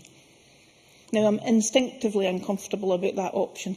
Like it or not, there's a complex web of societal interactions that need to come together to prevent reoffending, to make sure that community justice disposals provide both punishment and alternatives. A national agency, possibly remote and bureaucratic, is unlikely to be able to maximise those connections. Audit Scotland made much in their report of the number of people round the table at CJA meetings, but actually we do need everyone working together. I think the real problem at the moment is that no one has the proper clout to bring about the change that's needed. I think criminal justice social work is rightly part of the local government family. We need to develop and build on those close links between criminal justice services, social work, education, drug and alcohol services, disability services and, of course, the third sector. Those connections have meant that we've seen progress on tackling the root causes of crime. So I would be concerned that removing it completely from the local authority family would be expensive, disruptive and possibly lead to the loss of integration with other local services. On the other hand, disbanding the CJAs completely and returning responsibility to our 32 separate local authorities will not address the current problems of poor integration and postcode justice services. What we need is a structure that facilitates a tailored community-based response while ensuring a much more rigorous approach is taken to the standard of service we should expect to see across Scotland. And I'm probably with Christine Graham on this. None of the three options outlined in the consultation document seem to quite fit the bill. I suspect the answer lies in a hybrid form of them. It seems at this stage the best way forward would be to reform the CJAs by ensuring they have the right, indeed the responsibility, to plan, coordinate and monitor services in their area, clearer governance, proper control of budgets and building on what is good in the CJAs is likely to bring about change most effectively. But there does also need to be a national strategy, one that sets standards and ensures the quality of access to services, especially in relation to specific groups such as sex offenders, young offenders, women prisoners. There certainly needs to be leadership provided nationally to champion all of the change we need to see. It might be that a federation of the CGAs working in tandem with the government could drive this forward, and then we could have joint commissioning of regional specialism if necessary at the same time. But I believe that if we are to drastically reduce offending and reoffending, then at the heart of it all has to be local community-based solutions. There are two final points I want to make. Over and over again at the Justice Committee we've heard how patchy through care is for short-term prisoners, because of course there's no statutory provision for them. Yet we know that it is short-term prisoners who are the most at the risk of reoffending. So I really genuinely urge the Cabinet Secretary to use this opportunity this year to extend statutory through care to all prisoners. He would have our support for that. The second point is recent research by the Prison Reform Trust concluded that it's important to have offenders take responsibility for their own resettlement. Right now, there's no dialogue with or involvement of offenders or ex-offenders, and we want that to change. In conclusion, Presiding Officer, the Liberal Democrats are open to further discussion on the best way forward, but we are clear there must be improvements in how community justice services are funded, how performance is measured, and how services for offenders are planned, designed and managed. Very much. Now call on Sandra White, to be followed by Mary Fee. Thank you very much, Presiding Officer. Perhaps I'm the only one, I don't know, but I'm very pleased to be speaking in this debate, and I take on board what everyone said. But I think the more that we discuss the community justice system, the better it is all round, and I'm sure we will be coming back to a fuller debate. And the reason I say that is not just because I'm a member of the Justice Committee, but I'm someone who really believes passionately in delivering a justice system that serves all of the community and delivers a better outcome for victims, the communities and the offenders, and also one which must deliver positive outcomes for all, because I think that's what basically we are here in this Parliament to do. It's very, very difficult when you go out to communities and you listen to the victim story, but it's also as difficult when you go into prison and you speak to prisoners there who basically have had a revolving door system and a very chaotic lifestyle, even perhaps from childhood. So I think it's important that we actually do debate this redesigning the community justice system. It's something which will be better for everyone, I believe, in society, and not just here in our local communities also. Now, a number of people have mentioned the CGAs and the three options, and I'm not going to mention that. I'd probably be glad to know. But I just want to make a very small point in that.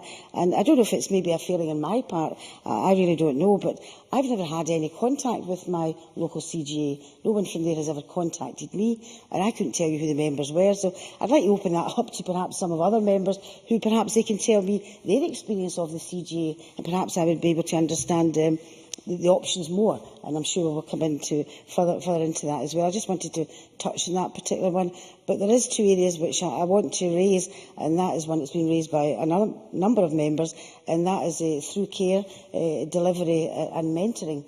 Now, as other members of the Justice Committee, I also went on a recent visit, and I visited Plenary prison in the Glasgow area, and speaking to all of them, the officers, the agencies and the prisoners, one thing came through completely clearly was the joined-up thinking and the through care, and in particular housing, which has been raised before, health and financial support. And I spoke to a number of prisoners, and whilst there were a number of agencies there which would provide housing, prisoners there told me that whilst they were visited by these agencies, they didn't receive any advice about housing until basically they were released. And when they turned up, there was no housing for them, and they had to go into hospitals. And I think, as Graham Pearson has already mentioned, in some cases they were giving a sleeping bag.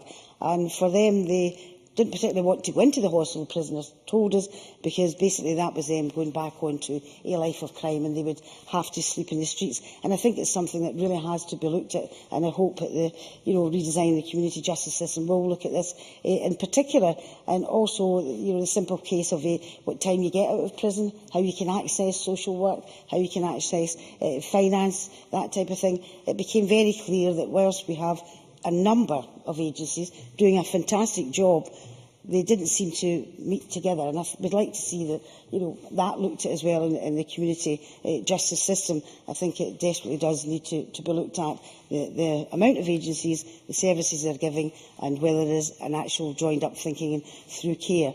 Now, the other issue I wanted to mention was mentoring, and I know that Cabinet Secretary raised this particular one as well, about the £7.7 million which has been given to extend the mentoring system. I'm a great supporter, and I think I've said this in the chamber before, a great supporter of the mentoring system, and in particular the extension of prison staff and peer groups to mentor these prisoners. I think it's a fantastic idea, and with the mentoring system, there is support there for these vulnerable prisoners who do lead chaotic lifestyles.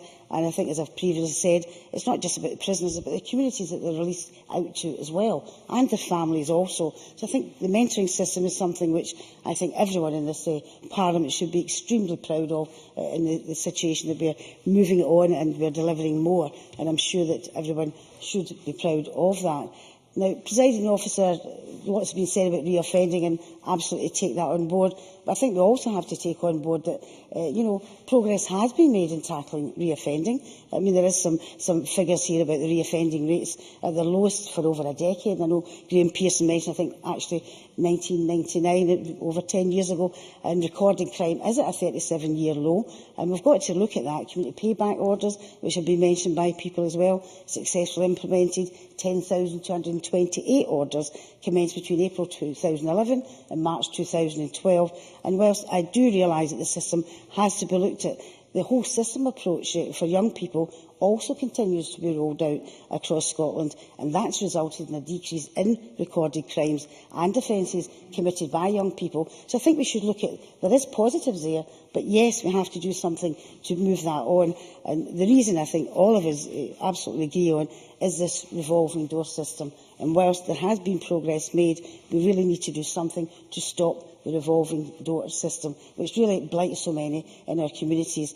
As I said before, I'm pleased to be able to speak in this debate, and I believe that the outcome of this consultation will go some way to achieving proper community justice and stop this revolving door system, which, as I said, is a blight not just in individuals but in the communities at large as well. Thank you, Presiding Officer. Thank you very much. Now call on Mary Fee, to be followed by Willie Coffey. Thank you, Presiding Officer. The debate today does seem premature, given the consultation finished only 2 days ago and we await the responses and the conclusions collected. However, like others in the Chamber today, I would like to give my views on the redesign of community justice in Scotland. However, before I progress, can I express my disappointment that no mention is made in the Government motion of the excellent work of the CJAs.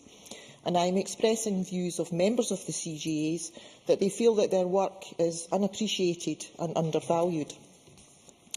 Firstly, looking at the three options proposed in the consultation, I do have concerns about how a national model will best meet local needs. Yes, certainly. Sandra White. Thank the member for taking an intervention, and perhaps she would be able to educate me on the CJAs. You mentioned the fact about various members have contacted you. Would you say then that the CJAs perhaps work differently in different areas? As I said in my contribution, no one from my CJA has ever contacted me, so I just wondered if it's different in various local authority areas. Mary Fee. I think across local authorities, CJAs work broadly in the same manner. I'm perhaps fortunate that I was a local authority member before I came here, so I knew who the CJA members were. So that may explain to the member how I know about that. Firstly, looking at the three options proposed in the consultation, I do have concerns about how a national model will best meet local needs and reoffending patterns. While most offenders come from the poorest background and communities, which often share similar levels of poverty, addiction and inequality, there must be a local focus that meets local needs in addressing crime and rehabilitation. Centralising the community justice system and creating a national body could potentially remove the ability of local services and local authorities to develop the best action plans to reduce reoffending. Whilst I agree that there must be reforms that improve efficiency and effectiveness, any changes should equip communities with the best tools and guidance on how to keep people out of prison, to support families in need and to create a safer country. The Government's consultation is to be commended for reaching out to a wide range of stakeholders and partners. However, the three options the Government outlined offer no guarantee of improved outcomes, and the case for such structural reform needs to be clearly outlined. Before the debate... Yes? Christine Graham. Can I tempt you with option D? Can I thank the member for that intervention, and I'll hold my decision on option D for a bit longer, if that's all right. I had the opportunity before the debate today to preview 2 responses from CGAs in my West of Scotland region. South West Scotland CGA has concerns that the overall approach to redesign will not deliver the changes required for a number of reasons. South West of Scotland CGA then list the reasons they are concerned about, and I quote, "The redesign does not appear to be connected to other reforms or policy developments, such as GIRFEC, the Road to Recovery, health and social care reform, amongst others named. The redesign has removed the opportunity to capitalise on the current momentum and positive direction of reducing crime, convictions and reoffending. And most critically, the whole consultation is based on a false premise that change will in itself deliver the required improvements." And the main theme coming from the South West CGA's response is that none of the stated options will deliver the 15 key characteristics, support the 4 pillars of public sector reform, or tackle the key barriers to progress. Instead, they offer their own model, which aims to retain the best of existing arrangements, continue to build on good progress and the expertise developed by CGAs, as well as address the barriers to progress they have individually and collectively experienced over the years since their inception. Once the Government evaluates all the consultation responses, I do look forward to their own response to South West of Scotland CGA. The North Strathclyde CGA also expresses their concerns that the consultation and redesign will reduce the current momentum towards reducing crime and reoffending. And if we are serious about continuing that progress, then the Government has to address these concerns as quickly as possible. Indeed, many of the concerns highlighted by South West of Scotland CGA are shared by North Strathclyde CGA. Another major issue with the redesign is the lack of costings provided so far, and both CGAs link this into the warning offered by the Christie Commission. Presiding Officer, I'd like to move away from the consultation itself and discuss issues around why we need strong community justice, an effective prison system and well-designed through care. Reoffending rates are too high. That's a fact we are all too familiar hearing. Yet what is actually being done to reduce it? Freedom of information requests to SPS show that there are a total of 7 rehabilitation programmes used in Scottish prisons. However, each prison will run no more than 4 of the 7, and most will only provide 1 or 2 programmes with limited spaces. When you look at the annual funding and the places provided, it's not surprising to hear how reoffending is at the level it is. One programme that receives annual funding of £188,000 for 52 places means the total cost per prisoner is approximately £3,300. And last month, I met with a group of ex-offenders, and one of the key themes that arose was the lack of purposeful activity and joined-up working. One ex-offender told me he decided to take up an education course in order to improve his chances of employment upon release. As part of attending the course, he receives £6 per week. If he had taken up a vocational course, he would have received £15 per week, with the possibility of a bonus. So first of all, there's no incentive to take up educational activity, which is deeply worrying given the literacy levels in prison. Then when he completed his course, he was transferred between prisons and has yet to receive his certificate, which prospective employers require. So that's an example of the lack of joined-up working. And if we are serious about reducing reoffending, then through care should start as soon as the offender enters prison, as many feel the need to reoffend on release, as they have little support, money or a home wish to draw to a close, please. Presiding Officer, on these benches we support the need for reform, but it needs to be reform that meets the needs of offenders, their families and the community as a whole. Thank you. Thanks very much. Now, Colin Willie Coffey to be followed by Jamie Hepburn. Thanks very much, Presiding Officer. It's been highlighted already that the total economic and social cost of reoffending in Scotland is about £3 billion a year. And according to the Audit Scotland report on reducing reoffending published in November last year, we spend over £400 million every year in criminal justice-related services, with some £99 million of that going to the community justice authorities every year for the past 5 or 6 years. Some of the key challenges we face in Scotland are that we have one of the highest prison population rates in Europe, and approximately 30% of offenders are reconvicted after a year. There are, however, a number of positives, and the trends are favourable. Recorded crime is at a 37-year low, falling by 25% since 2006. Offences by young people have fallen, and the reoffending rates themselves are at their lowest for 10 years. So the stakes are pretty high. The cost to society of offending is massive, and the public investment in tackling it is substantial. This level of investment must return higher dividends to us, and the time is right now for the Scottish Government to move this agenda forward. As a member of the Public Audit Committee, we have looked at the reoffending issue a few times in September 2011 and again last November.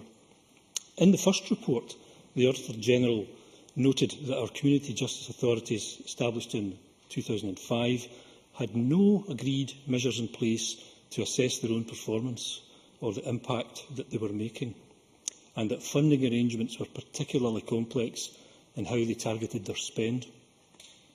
As a result of this, they tended to develop their own localised performance indicators, and this made it difficult to establish a consistent picture of progress towards delivering on the national objective of reducing reoffending.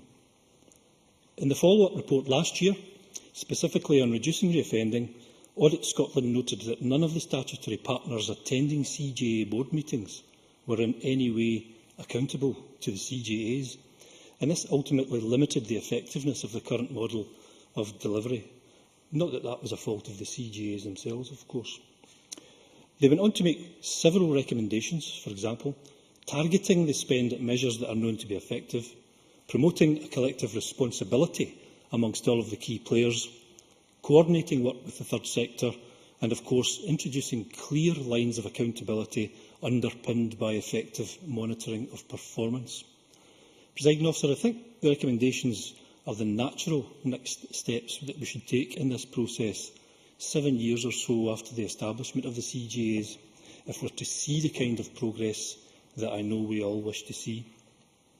I am hopeful, therefore, that the current consultation on redesigning the community justice system will see us embrace these recommendations, and indeed I am confident that all of the stakeholders will see merit in moving in this direction. My own contact with the South West of Scotland CJA, that has been mentioned by one of the members already, has been very positive over the past few years. In Councillor Peter McNamara, we have an extremely dedicated and able convener who is very committed to the task, and I would say I have been particularly impressed by the work carried out under Peter's stewardship of that CJA. One of my first visits when I was elected in 2007 was to Bowhouse Prison in my constituency to see for myself the work going on to try and come up with a strategy to reduce reoffending. I met with prison officers, council officials, staff from the voluntary sector, the local community justice authority team, and from an ex-prisoner who talked openly about his experience of prison and his journey away from offending. If there was one message that stood out for me that particular day, it was this: that one of the most important factors in reducing the risk of reoffending was to maintain links as much as is possible between the prisoner and their family members. In doing this, prisoners were more likely, even though they were in prison, to maintain close relationships with partners and children, and less likely to develop associations with fellow criminals, leading to further reoffending. Audit Scotland too cited several examples of what they thought worked. More holistic, person-centred approaches involving through care, mentioned by some members again today, and support services all gave very encouraging results with reduced levels of reoffending as a result of this. These kinds of intervention don't come cheap, but we know that they work, and they will ultimately help us to achieve our goal and reduce the massive cost to the public purse I mentioned at the outset. Presiding Officer, in conclusion, I commend the work carried out by my local CJA and their partners, despite the clear deficiencies highlighted by Audit Scotland and our own Public Audit Committee. The level of commitment given by everyone involved, even in the absence of those clear governance arrangements noted subsequently by Audit Scotland, still gave me the confidence that we do have dedicated and capable people at the heart of the criminal justice system in Scotland. I would make a final plea to the Minister and Cabinet Secretary to also not forget the victims and their families within the community justice system. Their needs and expectations are just as important, and it's not all about offenders. With the level of funding that we channel towards offender services, my hope is that Scotland's victims of crime will also feel part of the new community justice process. But I have no doubt that whatever the model the Cabinet Secretary finally opts to take, he will have teams of excellent people, all determined to work towards reducing reoffending in Scotland, but crucially backed up by clear expectations and strong governance arrangements to assist them in their task. Thank you. Thanks very much. Now call on Jamie Hepburn, after which we move to the closing speeches. Thank you very much, Presiding Officer. And can I begin by welcoming today's debate, like Sandra White? I'm quite happy where I think this is an important subject. It's clearly important to get the structure to deliver community justice right. And I think it is very important, and I think it was stated at the outset, this is an open debate. People can contribute their views, and it was good to know that the Government is going to take contributions on board. President Officer, various levels of criminal activity make the people we represent make their lives a misery. I think it's appropriate that those who commit the most serious offences, who pose a danger to society, face a period of incarceration. But there is, I think, something to be said. There is a place, a vital role for what we are calling community justice. I think if we can ensure that those who are seen to have caused damage to their community are in some way seen to be given something back to that community. And in my own area, the local authority has quite an effective restorative justice team. There are various examples of how they've ensured that those offenders, those who are on community payback orders, who have been referred to them, have to work and give something back. And I want to speak about one very positive example that the Cabinet Secretary himself is aware of, because he came to visit the Carn Valley medieval fort that the Clanarrold Trust for Scotland are trying to build right now in the Carn Valley. It's an important initiative, very important for educational purposes, for local tourism, and it's involved a huge amount of work. And I was very pleased to see that North Lanarkshire Council allowed their restorative justice team to engage with assisting the Clanarrold Trust for Scotland in trying to make the Carn Valley, the Duncarn Fort, I should give it its proper name, a reality. Indeed, I think even Falkirk Council have contributed in that way. And I mention that because, well, one, it allows me to mention an important project in my constituency, which I think is always positive, but also because I think, from my experience of the restorative justice teams engaging with that project, it demonstrated to me how that method can actually work, because not only were those who were involved through that mechanism giving something back to their community, as I mentioned, I think some of them also learnt something about themselves, because there were those, some of those who were sent there under a community payback order, who then returned after their sentence was complete. And I think it is important to mention that, because it does demonstrate that that method, community justice, can also rehabilitate as well. And I think there's often this sense that community justice is seen as the soft option. I don't accept that, and I think it is also an effective mechanism for delivering justice. And I think it's been well said that we know that prison isn't always acting effectively as a deterrent to reducing reoffending, and I think we do need to be prepared to do something else. And I think it is good that the Scottish Government has embraced the concept of community justice. And I wanted to refer to remarks from the Cabinet Secretary and his introduction to the consultation paper that we're discussing today. The Cabinet Secretary wrote, public spending should aim to prevent rather than only react to crimes and harms. This approach will lead to better results in the long term for individuals, families and communities, and save money for the public purse. I entirely agree, and given that the Scottish Government has set out, as has been remarked, that reoffending rates are at the lowest for a decade, and as Rod Campbell pointed out, recorded crime is at a 37-year low. We should celebrate that fact, but also, of course, look to build upon that record. And I think it is right to, therefore, look at the structure to deliver community justice. And of course, there's been that work that's gone on before. There's been the Audit Scotland reports that have been referred to. There's been the Commission on Women Offenders publishing their report. There's the consultation paper that we're all referring to today. And of course, I'm aware the Justice Committee published in March its reporting its inquiry into purposeful activity in prison. So it's clear that the work the Scottish Government is undertaking to look at redesigning the community justice system is not done in isolation. It's building on work that's gone before it and looking at this matter already. And I hear there's concern about the timing of today's debate. I appreciate it's mild criticism, but I think in that regard we should be rather relaxed about having the debate today.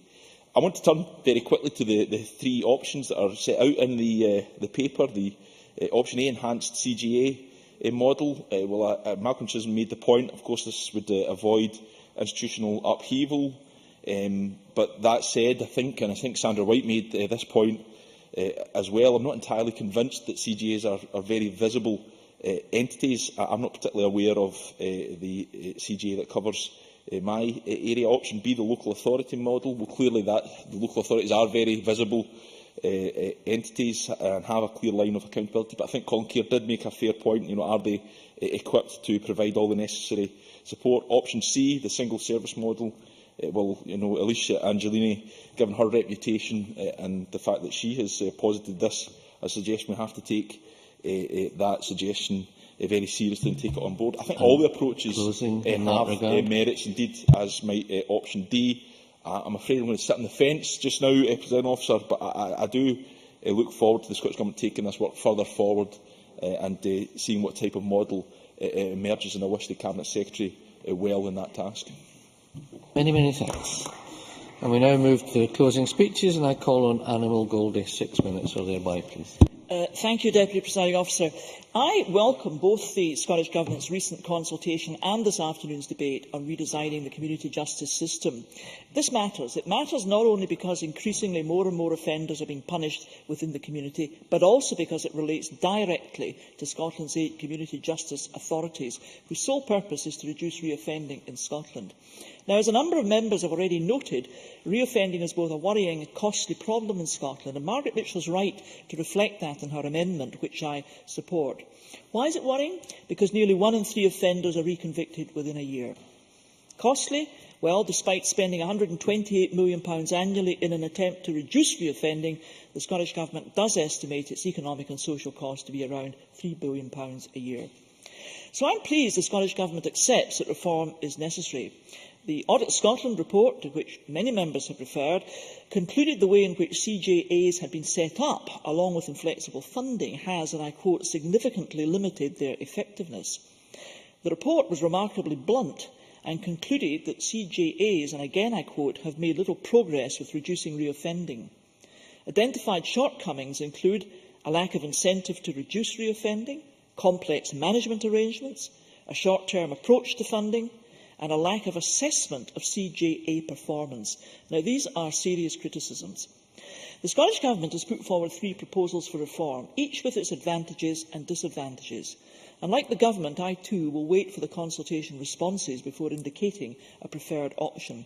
But I would like to make 3 general observations. Firstly, the priority of any future model must be to direct resources to what works in reducing reoffending.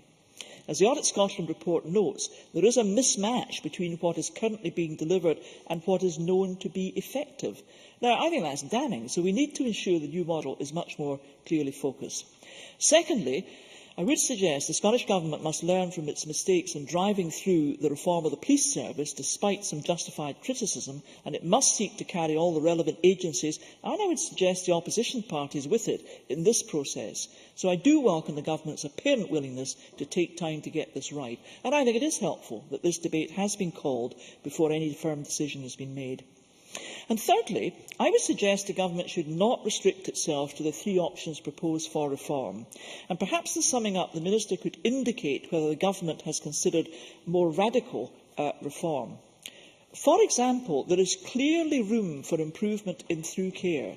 And Christine Graham, Colin Keir, Graham Pearson and Alison McInnes all made what I thought were helpful and reflective contributions in that respect. So I pose the question, has consideration been given to the creation of one body with overall responsibility for reducing reoffending, both inside and outside of prison? Presiding Officer, it would be remiss of me not to look back at the creation of the system which we are debating today. I was convener of the Justice 2 Committee, which considered community justice authorities back in November 2005. And my party was the only party in this chamber to vote against the bill. We did that for two reasons. Firstly, we took the view that insufficient time had been afforded to assess the regime that CJAs replaced. That regime had been established in 2002 and already by 2005 was proving to be useful. It was an effective coordination of activity and cooperation between agencies. And my party worried about unnecessary bureaucracy. And now, 8 years down the road, here we are debating whether CJAs are fit for purpose. And back in 2005, the view was taken, and this is a view which I think has very much been embraced by the SNP, that because reoffending rates were slightly lower for community sentences than for custodial sentences, more offenders should be dealt with in the community. Now, Presiding Officer, my party has no principled objection to robust community sentences. They are cheaper, they can be more effective than a prison sentence for some crimes. But what we don't support is the use of community sentences as a means of emptying our prisons of violent and dangerous individuals who should be locked up for the protection of the law-abiding majority. And we fundamentally disagree with the analysis of the SNP that because reoffending is lower for community sentences, more and more offenders should be spared prison. That's like saying because lambs in field don't attack people, we should put more lions into fields.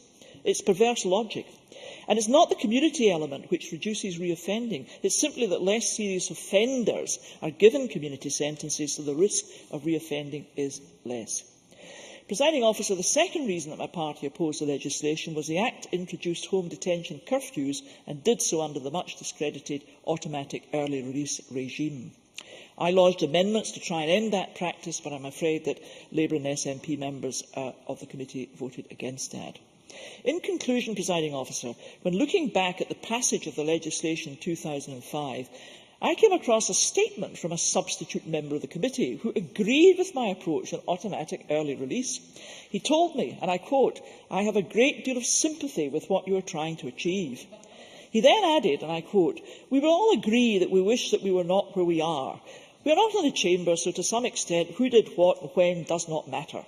What matters is what we are going to do about it. Lawyers are all aware of the differences, 50% for those serving under 4 years and 2/3 for those serving more than that. The public, however, are baffled. They simply think that whether the sentence is 6 months, 2 years or 12 years, what you see should be what you get." Deputy Presiding Officer, I wonder whether the Cabinet Secretary for Justice, Kenny McCaskill, still stands by the comments he made 8 years ago. Thank you very much. I now call on Jenny Mara, a generous 7 minutes. Thank you, Presiding Officer. I would like to begin by reiterating what has been mentioned by other members about the timing of today's debate, that 2 days after the consultation closes is perhaps a little too early to debate this properly, because expert opinion on this matter is crucial.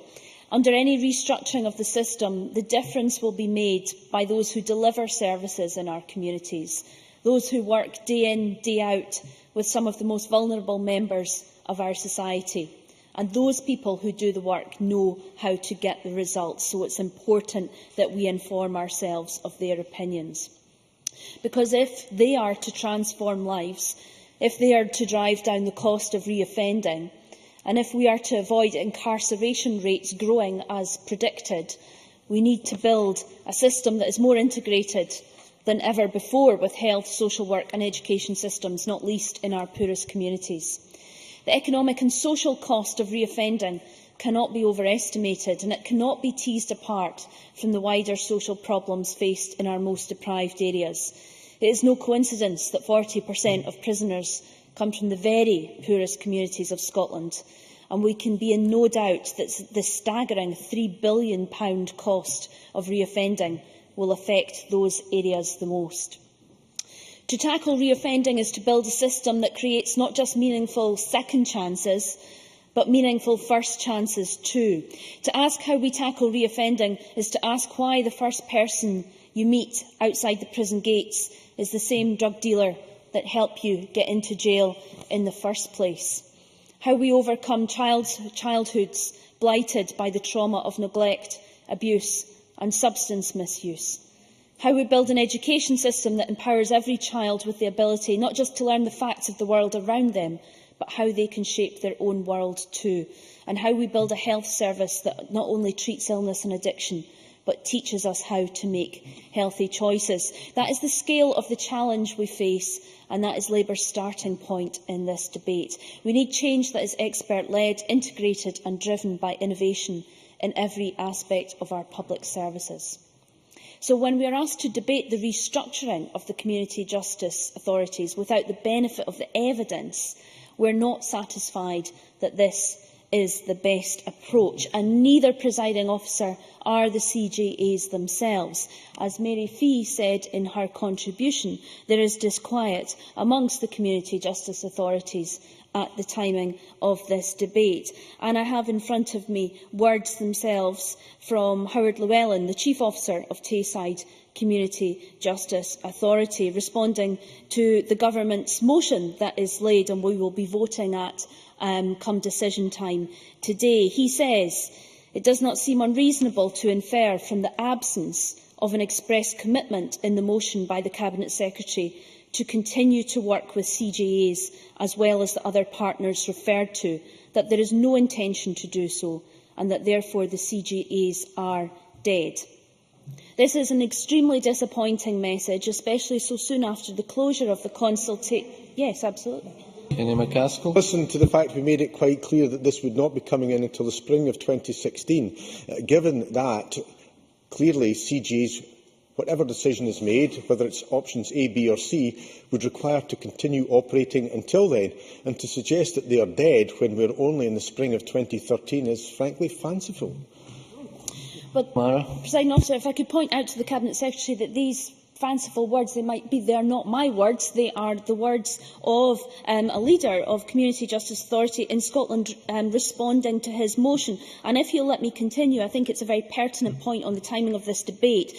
He says this is an extremely disappointing message, especially so soon after the closure of the consultation process, upon which so much effort has been spent by those of us who believed the Cabinet Secretary and his officials' assurances that no assumptions had been made, and who believe in the potential for CJAs to rise to the challenge if enhanced appropriately.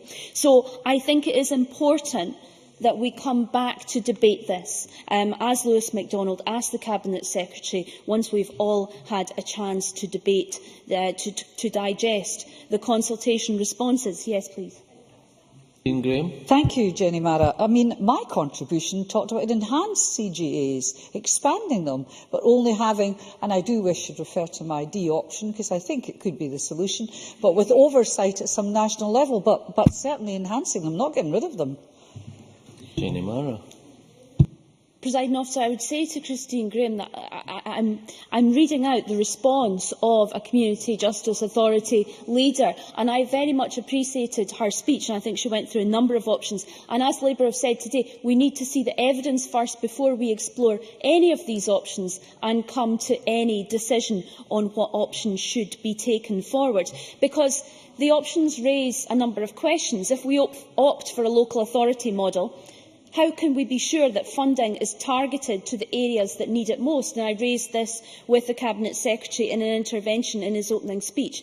How can we ensure, under that model, that innovative programmes are shared between local authorities? How can we ensure that they will be sustained under a funding arrangement of devolving to local authorities when 83% of cuts currently are at local authority level? And these are all questions the Cabinet Secretary assured me he would answer.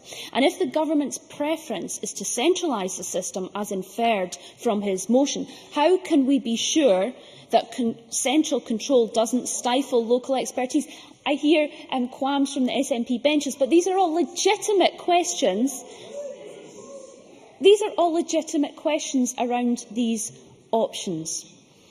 How do we make community justice authorities integrate better with local health practitioners, alcohol and drug partnerships and social work services when their jurisdictions are all different? And this was a point that was made very well in Rod Campbell's speech earlier. He highlighted the implications of the Government's wider programme of justice reform, the effect that the proposed closure of Cooper Sheriff Court will have on integrated services to reduce reoffending, as cases in North East Fife will be heard in Dundee, which is out with the local CJA for North East Fife, it's out with the Health Authority and it's out with local authority control. The Government must look at these reforms in the round. And this was a point Labour raised in the Courts debate last week and that we emphasise again today. Malcolm Chisholm reminded us that we've had this debate before, as did Annabel Goldie, when the CJAs were set up. And perhaps that is the challenge we face again with these options, striking the balance between Council and Government control and where the power lies there. Can I welcome again... Yes, okay. The matter of Cooper Sheriff Court. Would it be of interest to the member to know that when I met with David O'Neill from COSLA, he made the point when I mentioned the specific matter there regarding court closures, that as the leader not simply of COSLA but of North Ayrshire, he has no court within his council area. He actually said they coped quite well and didn't miss the absence of a sheriff court. Does she disagree with David O'Neill? I think it's beside the point. I mean, lucky him if these court reforms don't affect. But the point that Rod Campbell was making is that court cases will be heard in a jurisdiction out with the health, local authority and social services control, which doesn't make sense if you're trying to improve community justice.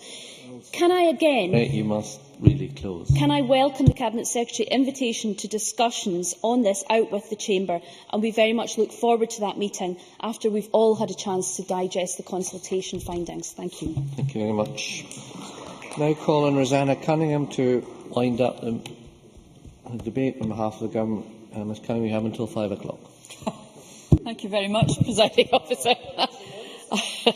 Can I say I'm grateful to members for their speeches in this afternoon's debate, which I think has been productive. It is quite clear that reducing reoffending and protecting victims and communities from crime is a high priority across the Chamber. And I suspect Malcolm Chisholm had it right when he said that there was unanimity around the nature of the problem. I want to take the opportunity to recognise the good work that has been and continues to be done by our community justice partners. Working with offenders can be very demanding, as they often have complex and entrenched problems. Changing their behaviour to help them make a positive contribution to their families and communities and make reparation for their crime, of course, requires a professional, competent and very skilled workforce. So we do have to continue to support and empower practitioners, managers and leaders in the public and the third sectors working in this important area, and recognise that it does go across both sectors. That is why we can't ignore the serious issues highlighted by reports from Audit Scotland and the Commission on Women Offenders. These reports identified a lack of strategic leadership, the absence of robust accountability arrangements and a need for more strategic commissioning of services that are based on what works. It is crucial that structural arrangements support rather than hinder those working in community justice if we want real and lasting improvements. A redesigned community justice system should meet the needs of offenders and their families, deliver services that are evidence-based and cost-effective, and have the confidence of the judiciary and local communities. Engagement with partners across the whole of the public sector is critical. Reducing reoffending is not just a matter for criminal justice, but as many members have flagged up, for those working in mental health, addiction, employment and housing. All of these areas have a key role to play. In addition to making changes to the existing arrangements for the planning, managing and delivery of offender services in the community, a host of other work is also underway to reduce reoffending, and that work will continue. Under the Reducing Reoffending Programme Phase 2, we are establishing a community justice centre for women who offend, introducing changes to existing funding arrangements to give more flexibility to local partners to commit resources to what works, to reduce reoffending, and reviewing voluntary through care services for offenders in custody and on their release into the community. And all those aspects of this were raised by various members throughout the debate this afternoon. And all of our activity in this area is underpinned by a strong preventative approach, whether that is diverting minor first-time offenders out of the criminal justice system or using the proceeds of crime to fund facilities and activities for young people at risk of turning to a life of crime. Effective prevention and early intervention, I think, as most members here will agree, can make a positive difference. It has the potential to bring long-term savings for the public purse and benefits to individuals, their families and communities. But, of course, it doesn't actually go without criticism, and we have to be robust in our defence of how important it is. It isn't a soft option when it's introduced, when that kind of early prevention and intervention is brought into play. It is a very important part of all the tools that are available to us. The importance of early intervention was articulated strongly during the consultation exercise, which, as members know, only ended a few days ago. We did hold 13 events across Scotland, heard the views of over 550 people. And I could hardly preempt and summarise all their views, but I can tell the Chamber that the discussions were insightful and well informed and will play an important part in our consideration of the way forward. We plan to publish a report summarising the findings from the consultation events before summer recess, but members should be reassured that the discussion is continuing, and indeed today's debate is part of that. Yes, of course. Can the member confirm if the government's approach is restricted to the tripod or the three options, or is there a willingness to slightly look outside that envelope?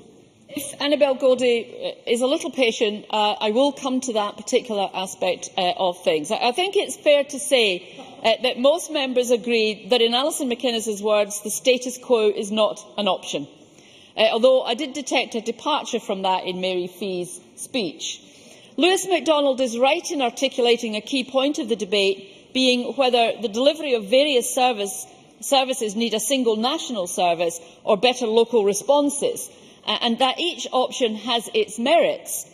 I can reassure him that MAPA funding will continue irrespective of the approach adopted, because management of serious offenders remains a priority of this government. Margaret Mitchell made a fair point about the almost guaranteed duplication arising out of the many different agencies involved at present, and I think members across the Chamber grappled with the real difficulty of achieving the right balance between localisation and central direction. Margaret Mitchell, Christine Graham, Malcolm Chisholm and others mentioned it, and I know that Malcolm Chisholm recognises the tensions there are in that debate. We've had some interesting conversations on Twitter about precisely that, the issue of centralisation versus the criticism of postcode lottery, which does tend to come with localisation. So all of us have to be quite mature about that debate. Could I just say to Margaret Mitchell that the point that she made regarding fine collection rather did skate over the fact that a great deal of the money that she's talking about would in fact go to the Treasury and wouldn't be available to us to do what she wanted. She also asked a specific question re the timing of the CPO evaluation. In fact, that will not be completed until November 2014. I'm sure she wouldn't want us to hold this back until then, but we will consider any learning from it that we can. Christine Graham reminded us that all the good work done in prisons can be undone when there is no joined-up delivery on the outside, and she introduced an ad hoc option to the list, which she isn't going to allow us to forget. A number of other members, including Colin Keir, drew attention to the problems of working in silos, and he raised the point also about people being released from prisons that are very far away from their local communities, and that difficulty of joining up. Now, a number of other members brought their own experience to the problem, including Graham Pearson and Rod Campbell. I want to address now the issue that Annabel Goldie has raised, which is the question of the options. I think Annabel Goldie gave some succour to Christine Graham's ad hoc option, and without committing the government only a few days after the consultation has closed, I can say that other options, or even hybrid options, are still open for consideration. That's why we are having the debate that we are today. I'm sorry that Jenny Mara introduced a rather discordant note at the end of this debate, because in the main the debate has been profoundly productive and positive, and there will be further debate before any legislation is introduced. It's been thought-provoking. I thank all members for their contributions, and I hope that we can continue to work together constructively in the future. Presiding Officer, I think with that I would draw my remarks to a close. Thank you, Minister. That concludes the debate on motion number S4M 06433 on redesigning the community justice system. We now move to decision time. There are 4 questions to be put as a result of today's business. The first question is that motion number S4M 06450, the motion of condolence in the name of Alex Salmond, be agreed to. Are we all agreed? We are agreed. Before I move to the second question, can I remind members that if amendment number S4M 06433.2 in the name of Lewis MacDonald on redesigning the community justice system is agreed to, the amendment in the name of Margaret Mitchell falls.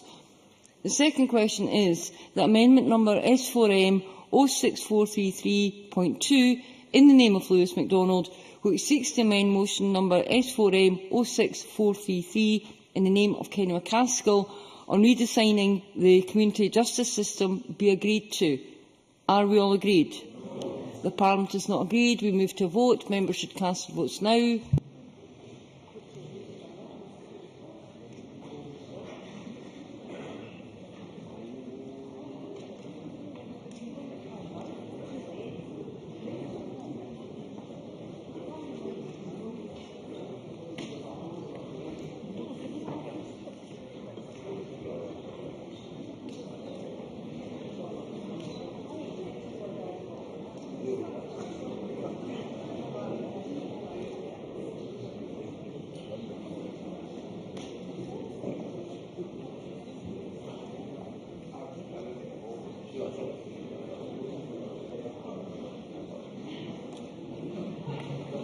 The result of the vote on Amendment 6433.2 in the name of Lewis MacDonald is as follows: yes 36, no 62.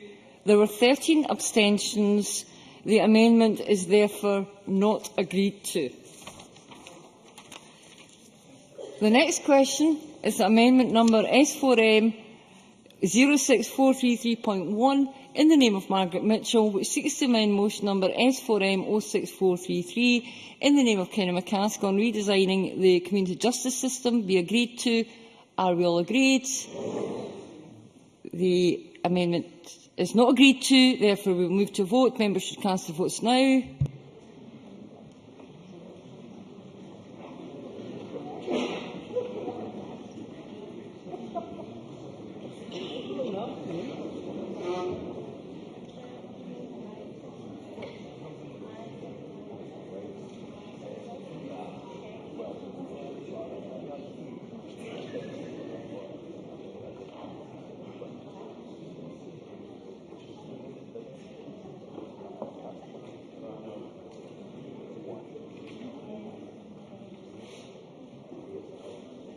The result of the vote on amendment number 6433.1 in the name of Margaret Mitchell is as follows: yes 13, no 99. There were no abstentions. The amendment is therefore not agreed to.